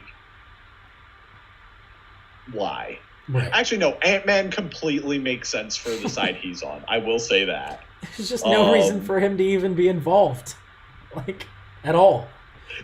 It is, but if he was going to be involved, they picked the right side. And Bucky, Bucky's kind of forced onto his side, and obviously so is Black Panther. And like, if we're gonna have an all-out Avenger versus Avenger battle, but like, there's no Hulk or Thor, like, what the fuck? Yeah. But yeah, I mean, like you said, fan service. You know, sometimes it's just fun, and you shouldn't think too hard about it. Exactly. Okay, the top 8. Oh, one other thing I will say about that movie: excellent villain. Like Baron Zemo is really good. Baron Zemo, like just very understated. The dude who basically tricks them into all fighting each other. Is he the guy? Is that the actor that's in Inglourious Bastards? Fun fact: never actually seen Inglourious Bastards. He's in Rush. He plays Senna in that. If you've seen that, I'm blanking on his name. I want to say it's Daniel something. He's Austrian or German. Yeah, I think that's who I'm thinking of. That would make sense because he's German in Inglourious Bastards, and I'm pretty sure he's a German actor. Yeah. Yep, that's him. Okay. Cool. Yeah, he's great in that movie too. Yeah, I mean, until you said that, I didn't really like. That's not what stands out about the movie, but yeah, he was. It's not, but it's just like a quiet little thing that's in there. Is like it's one of the really good performances that you would never hear anybody call a really good performance. Agreed. What do you think? While we're here, because we've already done Ultron and now we've done Civil War, the whole like Sokovia storyline, like, I think it's good. It's obviously hard to do it as well as the comics do that whole storyline, just because there's limits on how many. You can't actually have like 50-person versus 50-person battles like you have in the comics. There's just like limits. But like they did a really good job of like getting around the characters they didn't have the rights to. Like X-Men are pretty important to the comics, which obviously they didn't have rights to at the time. And bringing Spider-Man in was obviously awesome. But yeah, and I'm glad they didn't actually kill Cap like they do in the storyline. Oh, really? So Okay. yeah, no, all in all, pretty good. Oh yeah, no, in the comic book, Captain America, basically Captain America surrenders to kind of like end the fighting, and then some random dude just kind of shoots him. Okay. As like yeah, it's like a political assassination thing. Well, Really weird ending to the comics version of it. Well, man, yeah, missing out on Cap lifting the hammer in fucking Endgame would have been tragic. Yeah, that really would have been. Okay, top 8. Here we are. So let's, before we dive in, let's our 8 movies in the top 8 are, in no particular order, Thor Ragnarok, The First Avengers, Infinity War, Endgame. Doctor Strange got in here thanks to me vetoing it twice. Black Panther, Black Panther. Spider-Man 3, and there's Okay. one more I feel like, but we'll figure it out. Okay, I assume I have to We'll give figure it out when we accidentally make it number 1. Yeah, I assume I have to give it. it. 8 is Doctor Strange. Let's get this over with. Okay, my third ranked Marvel movie. Way too high. Simply, But go on, talk about it. I mean, we don't have to go too deep into it, but the reason is just because he's my favorite Marvel character, so that's a lot of the reason for it being this high, and that's actually a lot of the reason for the second one being so low. I mean, the main reason the second one being so low is because I didn't buy the Wanda thing, but like, It's also barely a Doctor Strange movie. it's barely a Doctor Like Strange movie. there's so much like crowding him. I get what you're coming from. But with also, it's just like a victim of my own expectations because I loved the first one so much, and I was disappointed by the second one, and I was like really, really hoping for so something different. So I guess I don't know. Anyway, yeah. I mean, it's not as much as I don't like love the multiverse thing, which I brought up earlier. Like, that's not why I didn't like that movie. I mean, I think the visuals are unbelievable. That's part of why I like the first one so much. The visuals are incredible. I think Benedict was great. I don't like some. I know some people were like, yeah, like we got the dude who's a dick turning into a superhero with Iron Man. Like, I don't know. I thought it worked great in this one too. Yep. Yeah, he's my favorite character. I love that they brought like. I mean, I Also, think great memes with Dormammu. I've come to bargain. yes. Great memes. The ending was awesome. Just everything about the Mystic Arts, like Wong is fantastic. I don't love, and I didn't realize this until recently, but they like the character of what's her name? The bald lady. What's her character? Oh God, I'm blanking on her title. The something one. Yeah. Yeah, but so that's supposed to be a Tibetan character. Yes, that is supposed to be a Tibetan character that But they didn't do because obvious China. reasons. Yep. Yeah. Which that sucks. Yep. But yeah, no, I mean, I love the movie. I love the character. So I think it makes sense that I like being that like my favorite fantasy story is Harry Potter. Like, I think it makes sense that like the magic character in Marvel would be my favorite. So Fair. yeah, top 3 movie for me. The ancient one. The ancient one. That's it. Yeah. But yeah, it's funny they're kind of turning Wong into like Nick Fury almost. Yeah. No. Oh God, his stuff on She-Hulk is absolutely hysterical. Yeah. Okay, so now we can get But into yeah, you're right. Yeah. Okay. Let's go. Let's get into it. Okay. To me, well, I mean, I know what would be next for me, but I don't think I'm going to get you to give it to me. So I will put out one that I think you might give to me, which is Black Panther.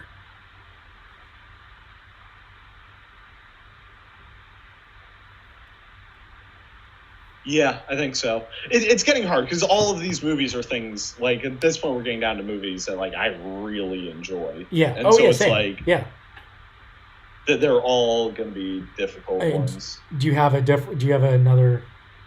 Actually, I take that back. That was not even my lowest. My lowest ranked one in this tier is actually Spider-Man 3.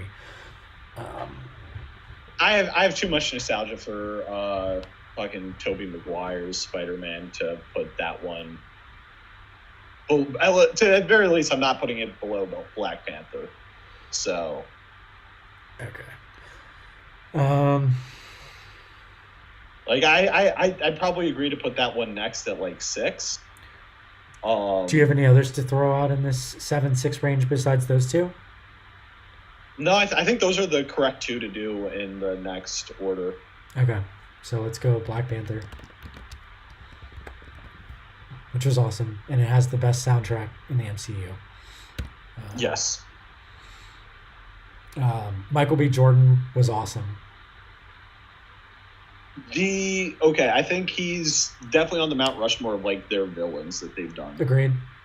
Yeah. Right. It's him, Loki. I genuinely do think Gore belongs on there, and then I don't know who I would put fourth.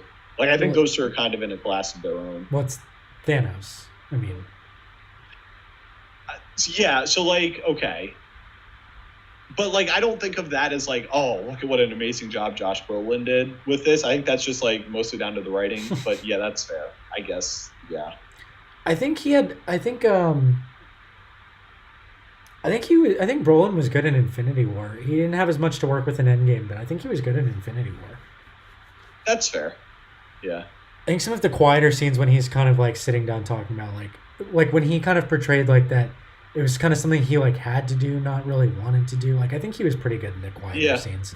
Okay. Yeah.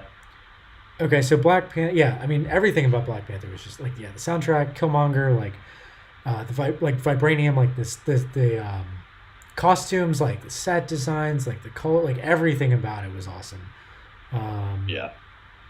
And Baku's great. Yes.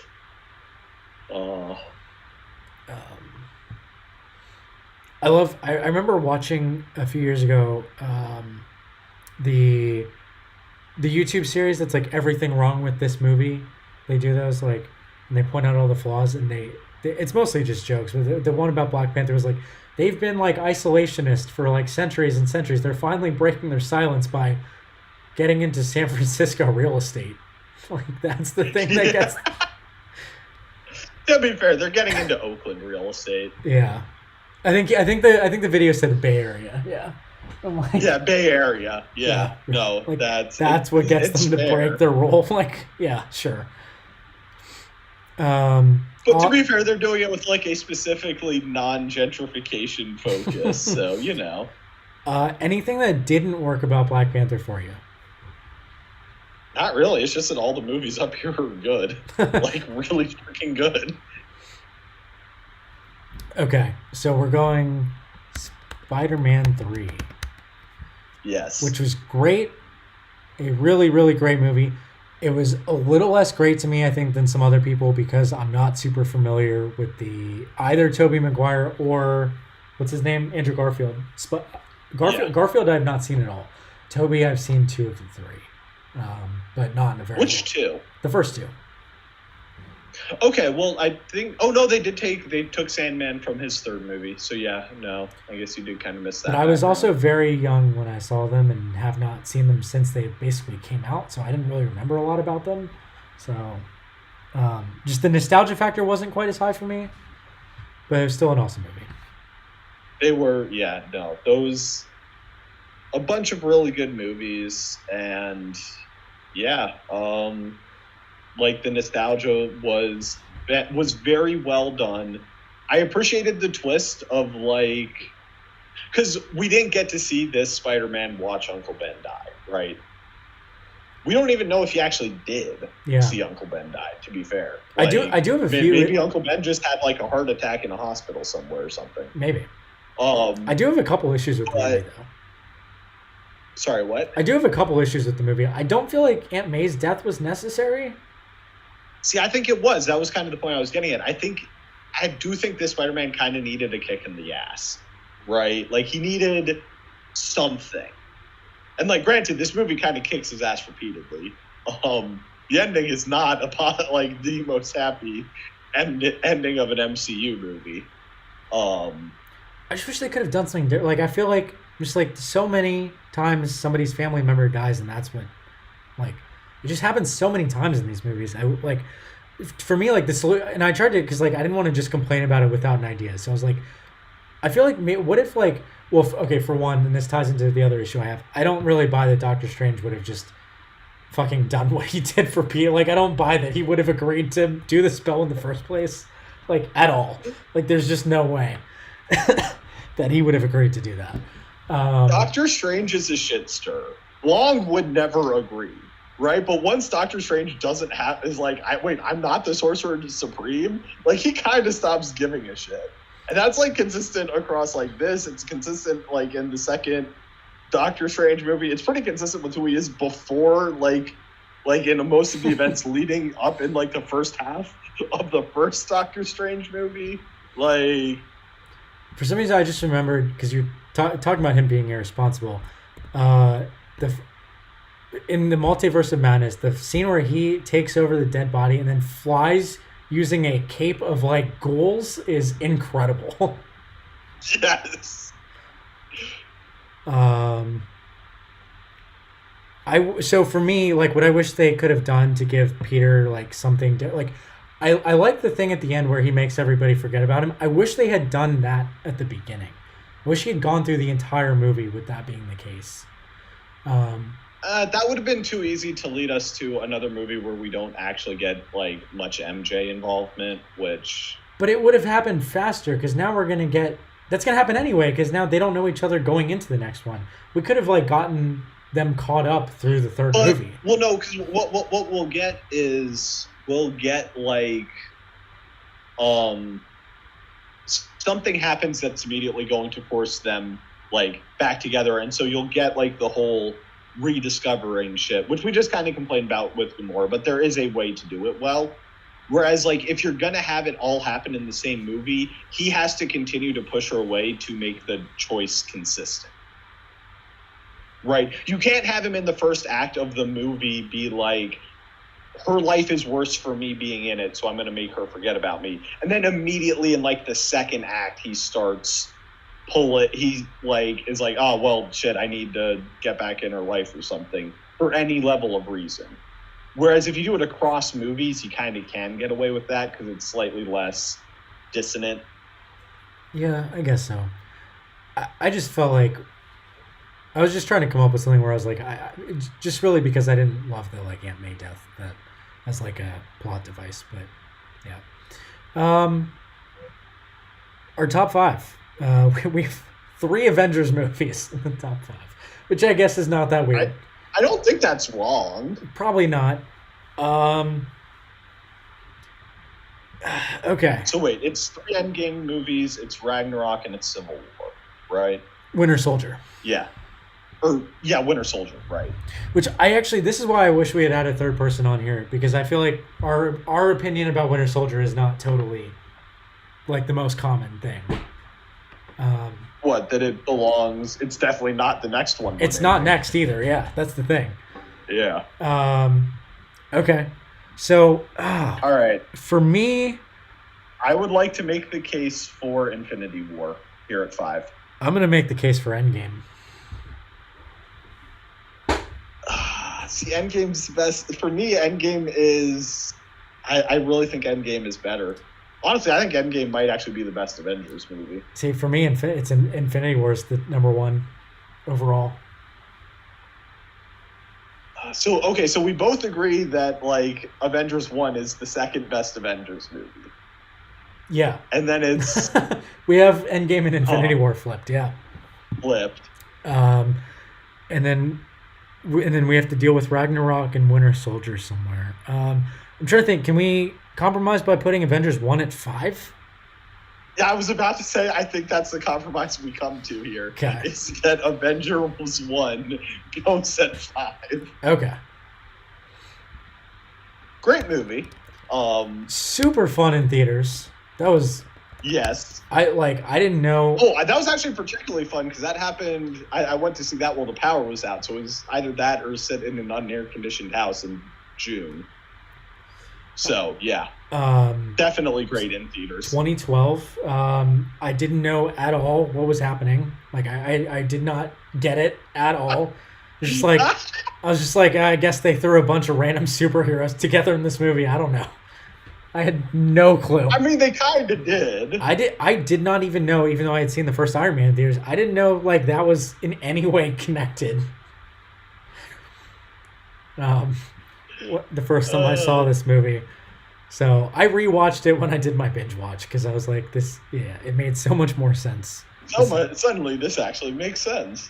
I think it was probably this movie that made Loki my, like, up with Doctor Strange is like my two favorite Marvel characters. Yeah. He's so Yeah. Tom. I mean, Tom Hiddleston is responsible for a lot of that. Yeah, no, like his performance of the character is great, Mm-hmm. and the writing, the way he's written is also good, but like, Yeah. it's nothing without the acting behind it. I mean, is he Um, the most complex Marvel character? I don't know if that's accurate or not, but he's the hardest to pin down, like his motivations. Probably no, I'd say he's probably complex because at the very like, if for no other reason than everybody else who has had that amount of screen time is like has been fairly consistent Mm-hmm. as a character. Right, like none of them have had the like actual arc that he has had. He was just so great, even when caged up on the ship, like in that tube, and just Yeah, smirking at, like he just had complete control of the situation, even when caged. Like he was great. yeah. Um, Oh, Yeah, I mean it's the best like Hulk scene in the MCU. puny god. I'm assuming is what or are we talking about? I'm always angry. Just this fucking smash back and forth over his head Yeah, in the okay, office building. Puny God, God. yeah, Yeah, yeah, yeah. so good. Any weaknesses to this movie? I mean, I guess the villain, like, there's just like random like faceless like army coming out of the sky, like the villain, like besides Loki, obviously, like the the whatever they were coming from space villains were not I think Chitari. Chitauri. Yes. Yeah, it was a bit weird. Um, Like faceless, basically nameless, motivationless armies are not that interesting, but yeah. They could have done more to set up their motivation before they came through the portal rather than after. Although I guess you do have the scenes where Loki is like talking to them. Mhm. I don't think you see Thanos until the post credit scene. But yeah, no, they weren't great. But like Loki kind of carries the slack and makes up for it. This is the movie we get the Iron Man goes up into space and then falls back down to Earth at the end, right? Yes, he flies the nuke up into space and then falls Right. So back that's out the other portal. connection with Riri Ironheart. She does that in Black Panther 2. They have the drones Oh, pointed yeah, at she Shuri. did. Yeah. Yeah. Yeah. So that was the other thing. I'm like, they are literally just running back like Iron Man things. Yeah. Yeah, Avengers 1. Great movie. Yeah. Okay, our top 4. Where do we want to go here? I'd be okay with going Ragnarok here. At 4? Yeah.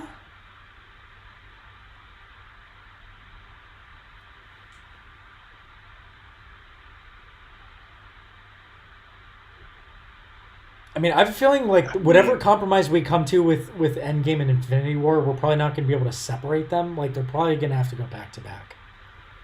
Because I have like I'm totally fine with doing that. I'm totally fine with doing that at like 4 and 3. Interesting.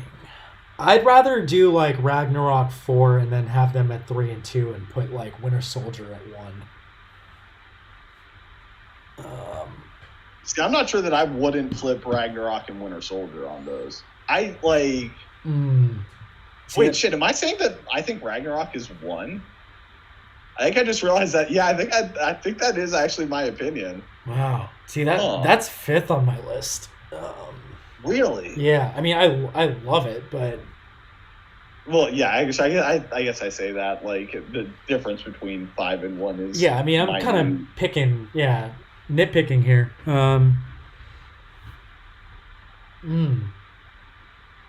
Okay. Well, let's.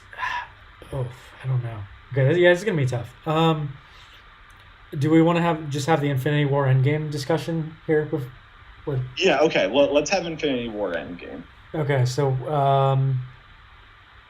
you can go first. What's the case? Because mine's gonna be kind of, I don't want to say annoying, but like my issues with Endgame are, I feel like, plot hole issues. Okay, so you remember how I said like sometimes fan service is a good thing? Yeah. They have never done it better than the portals. Right? Like that is the greatest piece of fan service the MCU has done. Are you talking about the end? Yeah, the final fight scene, but like specifically the Oh, build up oh, where oh. everybody's Right, coming out of right. Doctor Okay. Strange's Okay. portals. Yeah. Right? So I thought you were I talking mean, about old Captain America for a second. I was like, what? no. The like everybody coming through the portals. Right, for the final Doctor fight, Strange's yes. portals. Everything about that scene is perfect. Also, like the fight lead up to it, where you have like the callback to the original three-way fight between Captain America, Thor, and Iron Man, and now you just have them all working together against Thanos. Karen Gillan in this movie as well as Nebula is absolutely amazing. The whole conversation about strangling baby Hitler when they're going through talking, it's such a perfect way to explain the time travel rules for your universe is to just have them have that conversation. Everything's just great. It's an awesome movie. Yeah. The way they ended the Infinity Saga with, I mean, the old Captain America thing with him deciding to have spent his life after he went back with Peggy is like a great way to end things. I mean, yes, it really was. And like Tony making the self-sacrifice play to, die, especially like calling back to that the discussion in the first Avengers movie about like throwing yourself on the barbed wire. And like he has that whole there's like a whole conversation he has with Cap back in the first one about like how he's just not the self-sacrificing type. And obviously you kind of have that with him then flying the missile up, but then the callback to that. I mean, he has that. His dad has that conversation with him too when he travels back in time to steal the stone from his dad, and his dad does the same. Like, I don't put myself, I put myself first or whatever. Yeah. Yeah. My problem is, like I said, there are plot holes that arise from them doing fan service, and I can't totally get past all of it.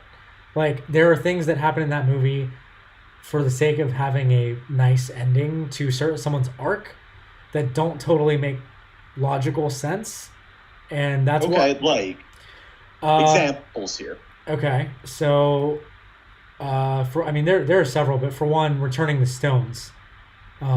The logistics of returning the stones after they're done doesn't totally make sense. For one, you have to.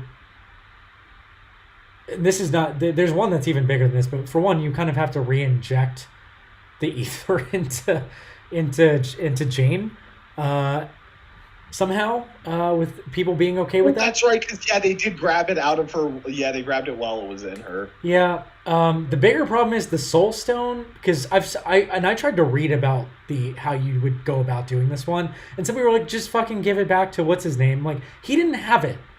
It's in the earth. Like, it just appears in your hand after the person you sacrifice dies. You can't put that back anywhere. You can't just like put it in the water.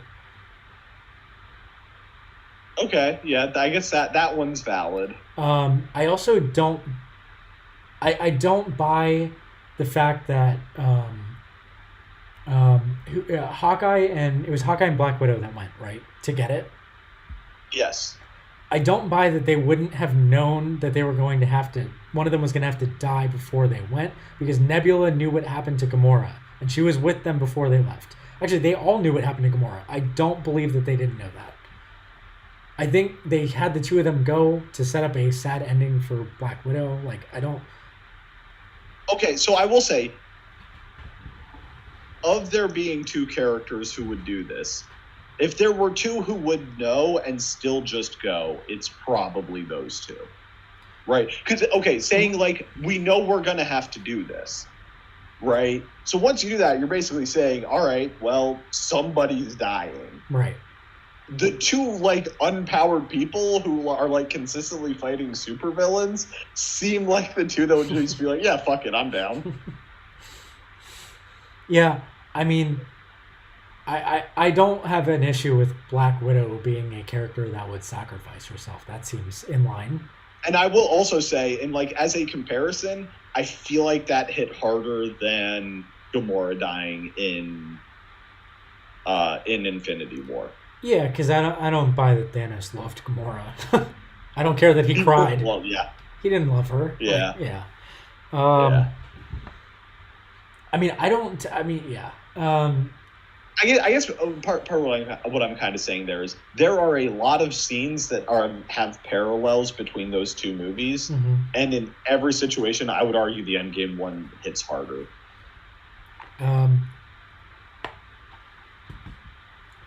So a couple more things. One, time travel. I don't love it as a concept in general. Okay, well, that's just a fundamental disagreement that we have, but there's no point arguing that. There's always logical problems with it.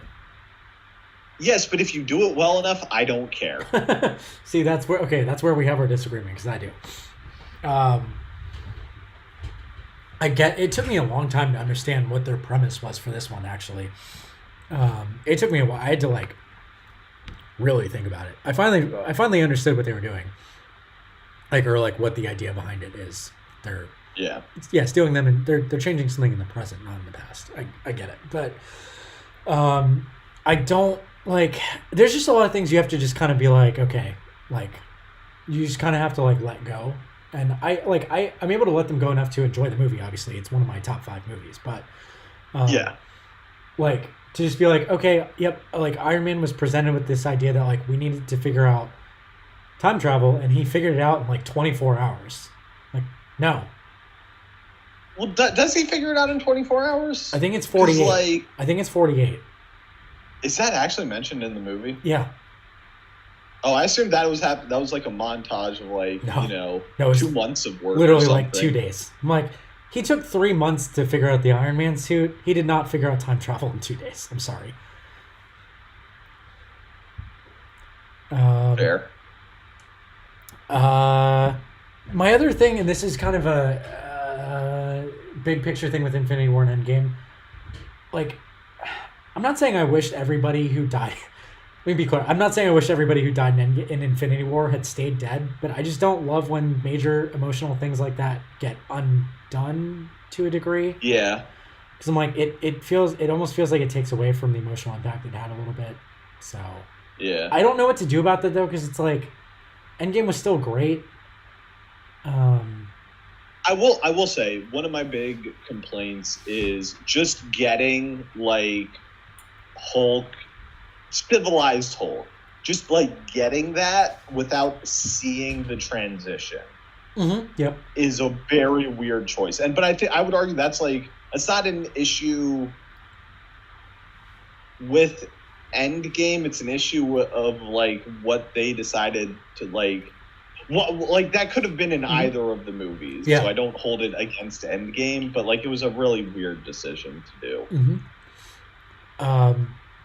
Another thing that was done for character arc, but maybe doesn't make total logical sense. And again, I'm nitpicking, but Iron Man snapping his fingers to defeat Thanos, right?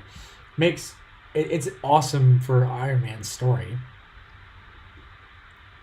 He could have tossed the fucking thing to Captain Marvel and he wouldn't have died. Like, she could handle it. Like, or Hulk could have handled it without dying. Like, he could have tossed it to someone who could have handled it. Like, he didn't have to die. But again, but then he wouldn't have gotten to say, "I am Iron Man." Like, I know. I'm not like complaining that scene happened. I'm just saying there were things done that don't make logical sense in that movie. I mean, we're talking about superhero movies here, Jackson. I know. I'm just saying, follow the rules that you've laid out for me. That's all I'm asking. All right. So, Infinity War is my favorite favorite Marvel movie. Like I said, All right, fine. I will give you Endgame at 4, and in return, I get to have Ragnarok be in at least the top 2. So we'll do. I will take Endgame 4, Infinity War 3, and then we can have the discussion between Winter Soldier and Ragnarok. Okay, let's do that. Real quick, Infinity War before we move on. Yes. My favorite scene in the entire MCU is in this movie, which is Thor returning to Earth after getting his axe for the fight. When he levitates off the ground and his eyes glow and he fucking lights up the entire battlefield. It is so sick. It is pretty good. Yes. Also, just the part of that scene where Rocket just looks at Bucky and I'm gonna get that arm. Mm-hmm. It's amazing. Yeah. I kind of didn't need Bruce Banner saying, "Oh, you guys are so screwed now" when Thor landed, but yeah. More bad CGI in that scene. The Hulkbuster does not look good in that scene. No, I didn't need the Hulk comedy inserted, him saying that or him being clumsy and tripping. I didn't need the jokes in that fight, but yeah. Just a lot of badass Thor in this movie. I mean, taking the whole taking the entire force of a star. You're about to take the entire brunt of a star, whatever the fuck he says. Oh, that's right. Fucking Tyrion Lannister's in this movie. I forgot about that. That's okay. His voice was terrible. They pitched it down, and it sounds awful. Oh yeah, they did because they made him but I will say, just having him play a giant is so funny to me. I love it. But yeah, what was it? Oh yeah, it might kill you. Only if I die. That's what killing you means. That was great. Yeah, God. Plus, then that gave us the Thor and Quill just those two interacting with each other for the first time. We didn't talk about Fat Thor in Endgame. Oh, we didn't at all. Oh man. Yeah, Fat Thor and Korg playing Fortnite. Fortnite, yeah. Oh God. The other great scene from Infinity War. Where's Gamora? Who is Gamora? I'll do you one. Why is Gamora? Yeah, we didn't. We did not talk enough about Drax throughout this episode. Awesome. Batista's so good. Is a treasure. He's hilarious in Guardians 3. He's so funny. Yeah. Man, that was my favorite. Guardians 3 was my favorite Mantis movie.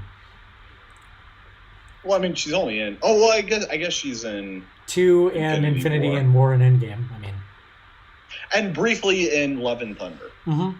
Because remember, Thor does start that with the Guardians. Yeah. No, she's hilarious. The fight in the Orgo scope or whatever, that place, when she's yes. Oh, you're madly in love with Drax, and he's all annoyed, and then she's like, you're a cat, you're dancing, you're raging.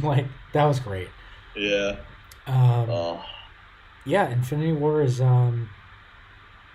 just the hunt for the stones is great. The villain winning a major Marvel movie was great.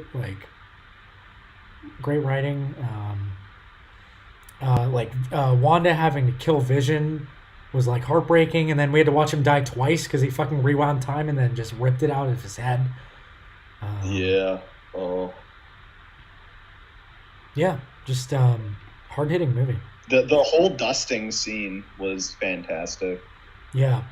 Everybody played that really well.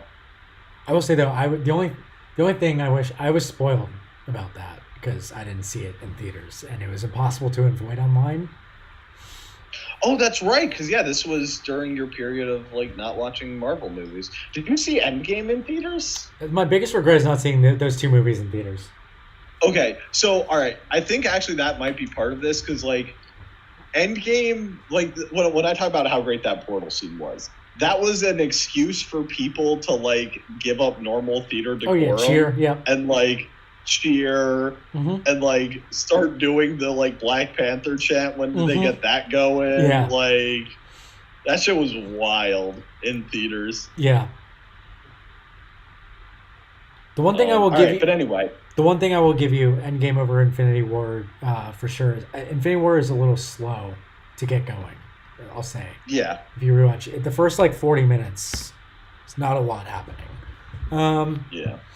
All right, the last two, Ragnarok and uh, Winter Soldier. Winter Soldier. Uh, awesome movies. It's funny Yes. because you are arguing for Ragnarok over Winter Soldier. I'm arguing for Winter Soldier. I prefer Thor as a superhero. Like I prefer Thor's series to Captain America's in general. See, okay, I would argue Winter Soldier is, I mean, it is clearly the apex of Captain America. It's where they shift him away from being, it's the point where they stop him from being a total square, right? Like, if they hadn't nailed the second movie, Captain America is just a total square. Yeah. And obviously, then with what they do in Winter Soldier, that doesn't happen. Yeah. The whole Bucky story. That being said, Sebastian Stan. Ragnarok is like the peak of MCU comedy, and like it's integrated fine. It doesn't get in the way of anything, but it is just a hysterical movie. It's really funny. I mean, Korg is the best. It's the right amount of Korg. Like they overdid him a little bit in Love and Thunder. Yeah. Incidentally, Korg in 3 of our top 5 movies. Not a coincidence. No, not at all. Admittedly, he's barely in like 2 of them, but hey, still. So the Hela thing. The Hela thing. That's like, where do you land on that? Because that, I feel like that's a big part of like her. I think she's a great villain. Yeah, I think she's a really good villain. I don't have like, she's not like one of the greatest, but part of that is also like the amount of time we get to spend with her. Right. Isn't actually all that high. That's my only thing is like, I feel like the Cap and Bucky thing is more interesting. Like, not that Hela's the point of Ragnarok, she's not, but no, just the like her, I don't know, her motivation is kind of just like, I'm evil and therefore I'm gonna be evil. Well, it's I should be the leader of right. It is the I am the oldest sibling, but Daddy didn't love me, and this was denied me, and it shouldn't have been, right? Which I downplay it, but like it's a valid point to me. Kind of, it's also kind of Loki's motivation. I mean, I don't know. Well, but like with Loki is more of I am adopted and therefore I must act out. Right, that's kind of Loki's motivation. Yeah, I mean, his was like, I deserve the throne because I'm smarter than that idiot. Yeah, his is more of a meritocracy argument rather than like a older sibling. Older sibling.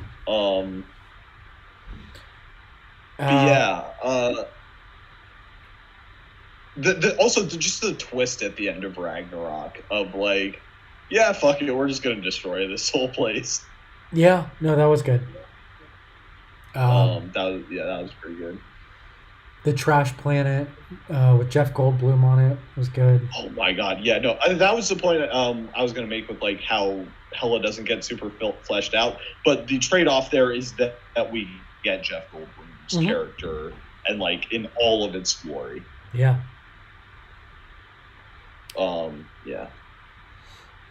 Winter Soldier is probably the most successful Marvel's been at doing like just a different genre of movie. Like it's just totally different. It's like kind of an intrigue, almost spy type movie. Yeah, it's like very political, like Cold War-y. Like it's super interesting. Okay. Yeah. You gave me Infinity War. I can give you Ragnarok. All right. Yes. All hail Korg, which is ironic because he's kind of an anarchist and would be very disturbed to learn that he is the leader of anything. Korg and Ninny of the Nani. I love their god. Hey Ninny Nani. Yeah. And Bao. Yes. All right. Yeah, I mean those were. So I'm looking at where I had these real quick. Ragnarok was 5th for me. Winter Soldier was 2nd. Might be the only movie on this entire list that landed exactly where it was on my list. Infinity War was 1. Endgame was 8th on my list. Okay. Love the movie, but the plot holes do bother me. Avengers. Well, I think, like you said, probably if I'd seen Endgame in theaters, it probably would have been higher for me. Yeah. That just feels like a shared experience movie. First Avengers was 4th. Yeah. Okay. Yep. So I think the biggest discrepancies for me were Iron Man 2, obviously, and Doctor Strange 2, and then for you, Doctor Strange 1. Yeah, Doctor Strange 1. That's definitely way lower on mine. And then I know you had Eternals a bit lower. There's not a ton lower to go, but yeah. Dark World probably. Where did we end up putting it? Oh, we put it at 28th. Never mind, that's pretty low. 28. I wouldn't mind putting it at 34 though. To be fair. I don't get the hate for that movie. It's just not good, man. I'm sorry. It's I don't know what to tell you. I don't know. I feel like it's most of the charm of the first one and just a worse villain, but I don't know. I don't get why it's the first. I mean, because most people, it's the first one's around somewhere in the 15-ish range, and then the second one's last for everybody. I'm it's not that much different. I don't know. But I guess it's just because it's they just did the first one again but worse. So why would we give it any credit? Maybe, I don't know. So since Endgame, what did we land on? Spider-Man 3 and Guardians 3, the best they've done. I think we had Shang-Chi a little bit higher than you were originally saying. Yeah, no, we did actually. Yeah, Spider-Man 3, Guardians 3. Yeah. Doctor Strange 2 is post. Oh, that's right. Endgame. I'm just forgetting because I have it so low. Yeah. Here's a question for you that you might be able to answer for me. Why? Okay, so they're making a big deal out of Kang, which that I understand. He's a big deal in the comics, and he's going to be a big part of upcoming movies. Yes. But there seems to be this whole thing about he's. I'm trying to understand. They're making this out to be this incredibly powerful character, and how he can travel. He's very powerful in every universe he's in. But I'm he seems to be able to travel through the multiverse because of the ship he's built. Basically, is how it's presented in Ant-Man 3. So he's very much like an Iron Man type character where his superpower is just that he's really smart and inventive. And so consistently across universes, he builds things that let him travel between universes and thereby convene the Council of Kangs, which is what you see in the post-credit scene of Ant-Man Wasp, where you see all the Kangs being wait a second, they killed one of us, right? I think what I'm trying to understand is why should I be so impressed by him compared to somebody like America who can literally just star portal her way through the world? It seems she's more powerful than he is, and she's a kid. Well, she does have the power to match what one of his inventions can do, right? But there's also everything else that he can do on top of that, right? If he needs to create something, he can create it, right? There's also in the comics, there's precedent for him going back in time, right? There's There's actually a very funny character that was basically like one of the versions of him, the like spawning in like his origin story as a villain is he got beat up like really badly as a kid, and so he goes back in time and is like, you know what if I just show this past version of me everything that's going to happen after he gets beat up, and like then we can just kill his bullies to skip the getting beat up part and just get on this path quicker. And basically like that version of him is just like, dude, you're like an evil psychopath. I don't want to be you. But yeah, no. Anyway, there's a bunch of really funny shit with him in the comics. But basically the point is, if he needs to invent something, he's going to figure out how to. Okay. Because he's just that smart. And there are bigger reasons I don't buy his power than just compared to America. Just based on the way they portrayed him in Ant-Man 3. I mean, yeah, no. He was overrun by a bunch of fucking ants at the end of the movie. That did happen, yes. I like also like he basically he like got out. He got beat by fucking Ant-Man, who's like the weakest of the Avengers. I'm like, I don't know. It's like I don't love that as a setup for like this is gonna be the next big bad. Like he could not overcome. Yeah, Paul but Rudd. then you do also have like the idea of okay, but now we have all the Kangs of all the worlds focused on like this one that managed to kill their Kang, right? Yeah.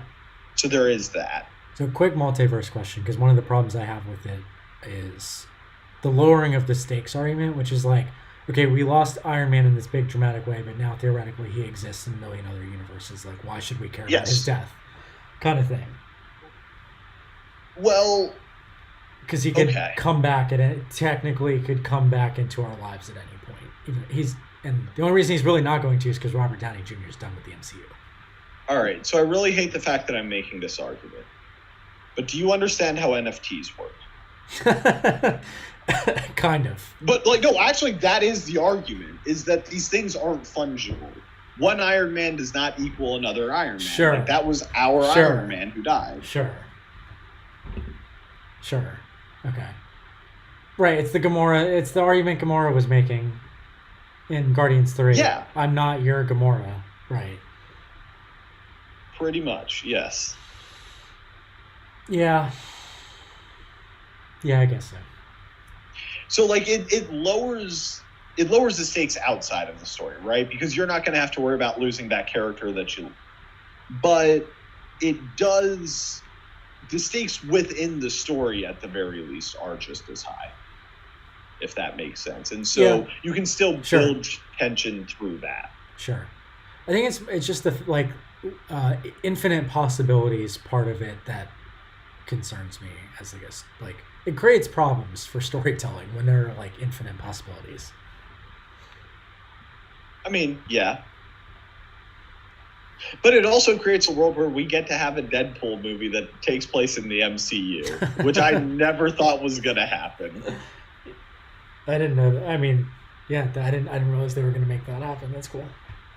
Yeah, no, they've already announced Deadpool 3, and like they've got Hugh Jackman coming back as Wolverine for it. Nice. I mean, yeah, I knew there was going to be a third one. I just didn't know they were going to make it officially part of the MCU. That's cool. Yeah, my guess is like I don't think he's going to be popping up in like the next set of Avengers movies, but right. I think he will be very much quarantined to his own little universe. But that universe is technically in the MCU. All right. Well, there we have it. Actually, oh man, I guess that makes it kind of a shame that we already got our first F-bomb in Guardians 3. Man. Yeah, got it from Peter Quill of all people. I mean, if it was going to be anybody. I guess so. You think?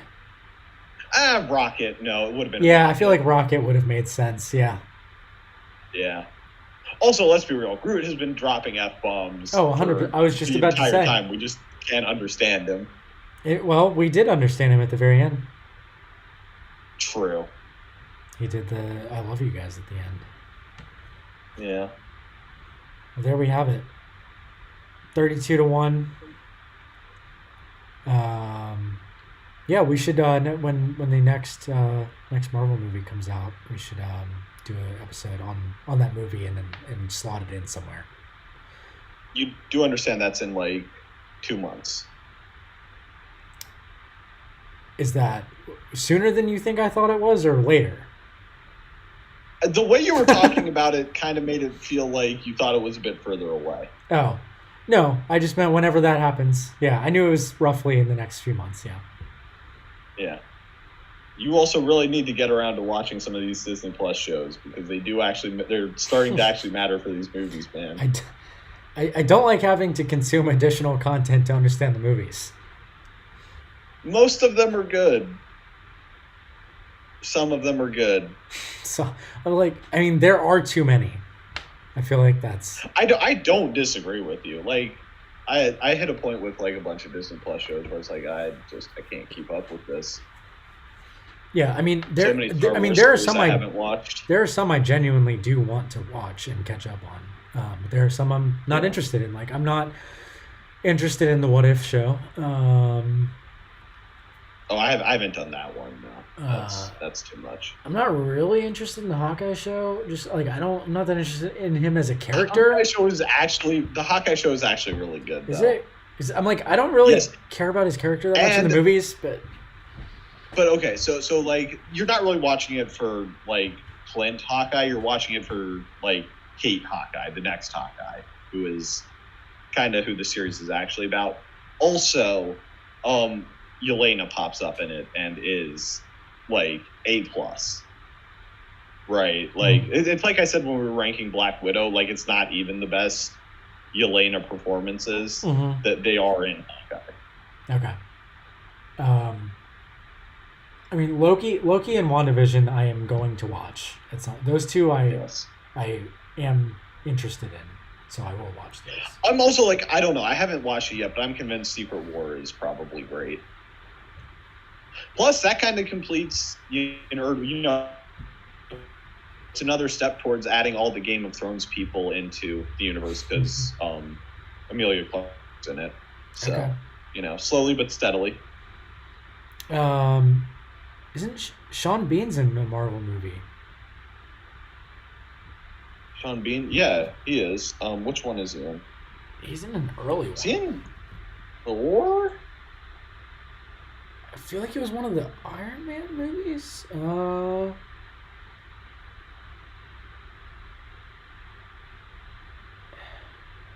He was in an early movie. Maybe not, actually. Hold up. I could have sworn.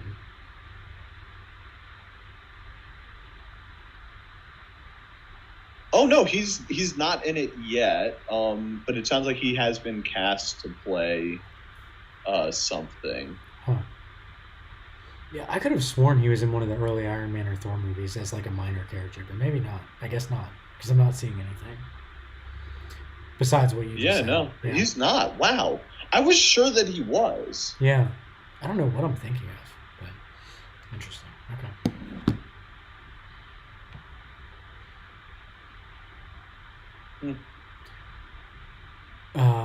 But yeah, so we've got what, Kit and Richard Madden, and we have not had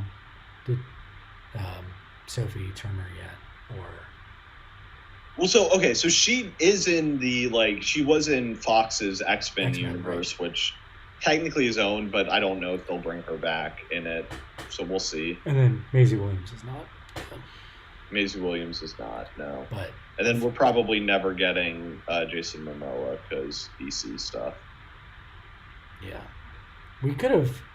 Well, we got Tyrion. You know what they could have done? Yeah, we got Tyrion. They could have easily cast Maisie Williams for Sprite in the Eternals, and we could have just had 3 of them in the one movie. Yeah, no, absolutely. Also, has fucking Tywin, has he, I'm blanking on the name of that actor, but I feel like he has to have been a villain at some point, right? He's amazing. I mean, he kind of he's typecast. I mean, he plays the same role in everything he's in, but he's not been in the MCU, but... Really? Okay. That actor is... Oh, no, you know what he did? He was the bad guy in one of the Godzilla movies they made recently. That's what he was. What is his name? Charles Dance. Yep, that's it. He's great. All right, we should probably wrap this up. We've been going for a long time. Yeah, we really have. All right. Well, this was fun. Yeah, I had the idea when I was catching up on the most recent 3 movies. I was like, I had a lot of thoughts about the 3 of them, and thought it'd be a good time to revisit everything. No, it's been enough time since we did this the first time. It was good to go. Been about 8 new movies since the last time we did it. So yeah, yeah. There we go. All right. Well, thanks, Charles, and do this again soon.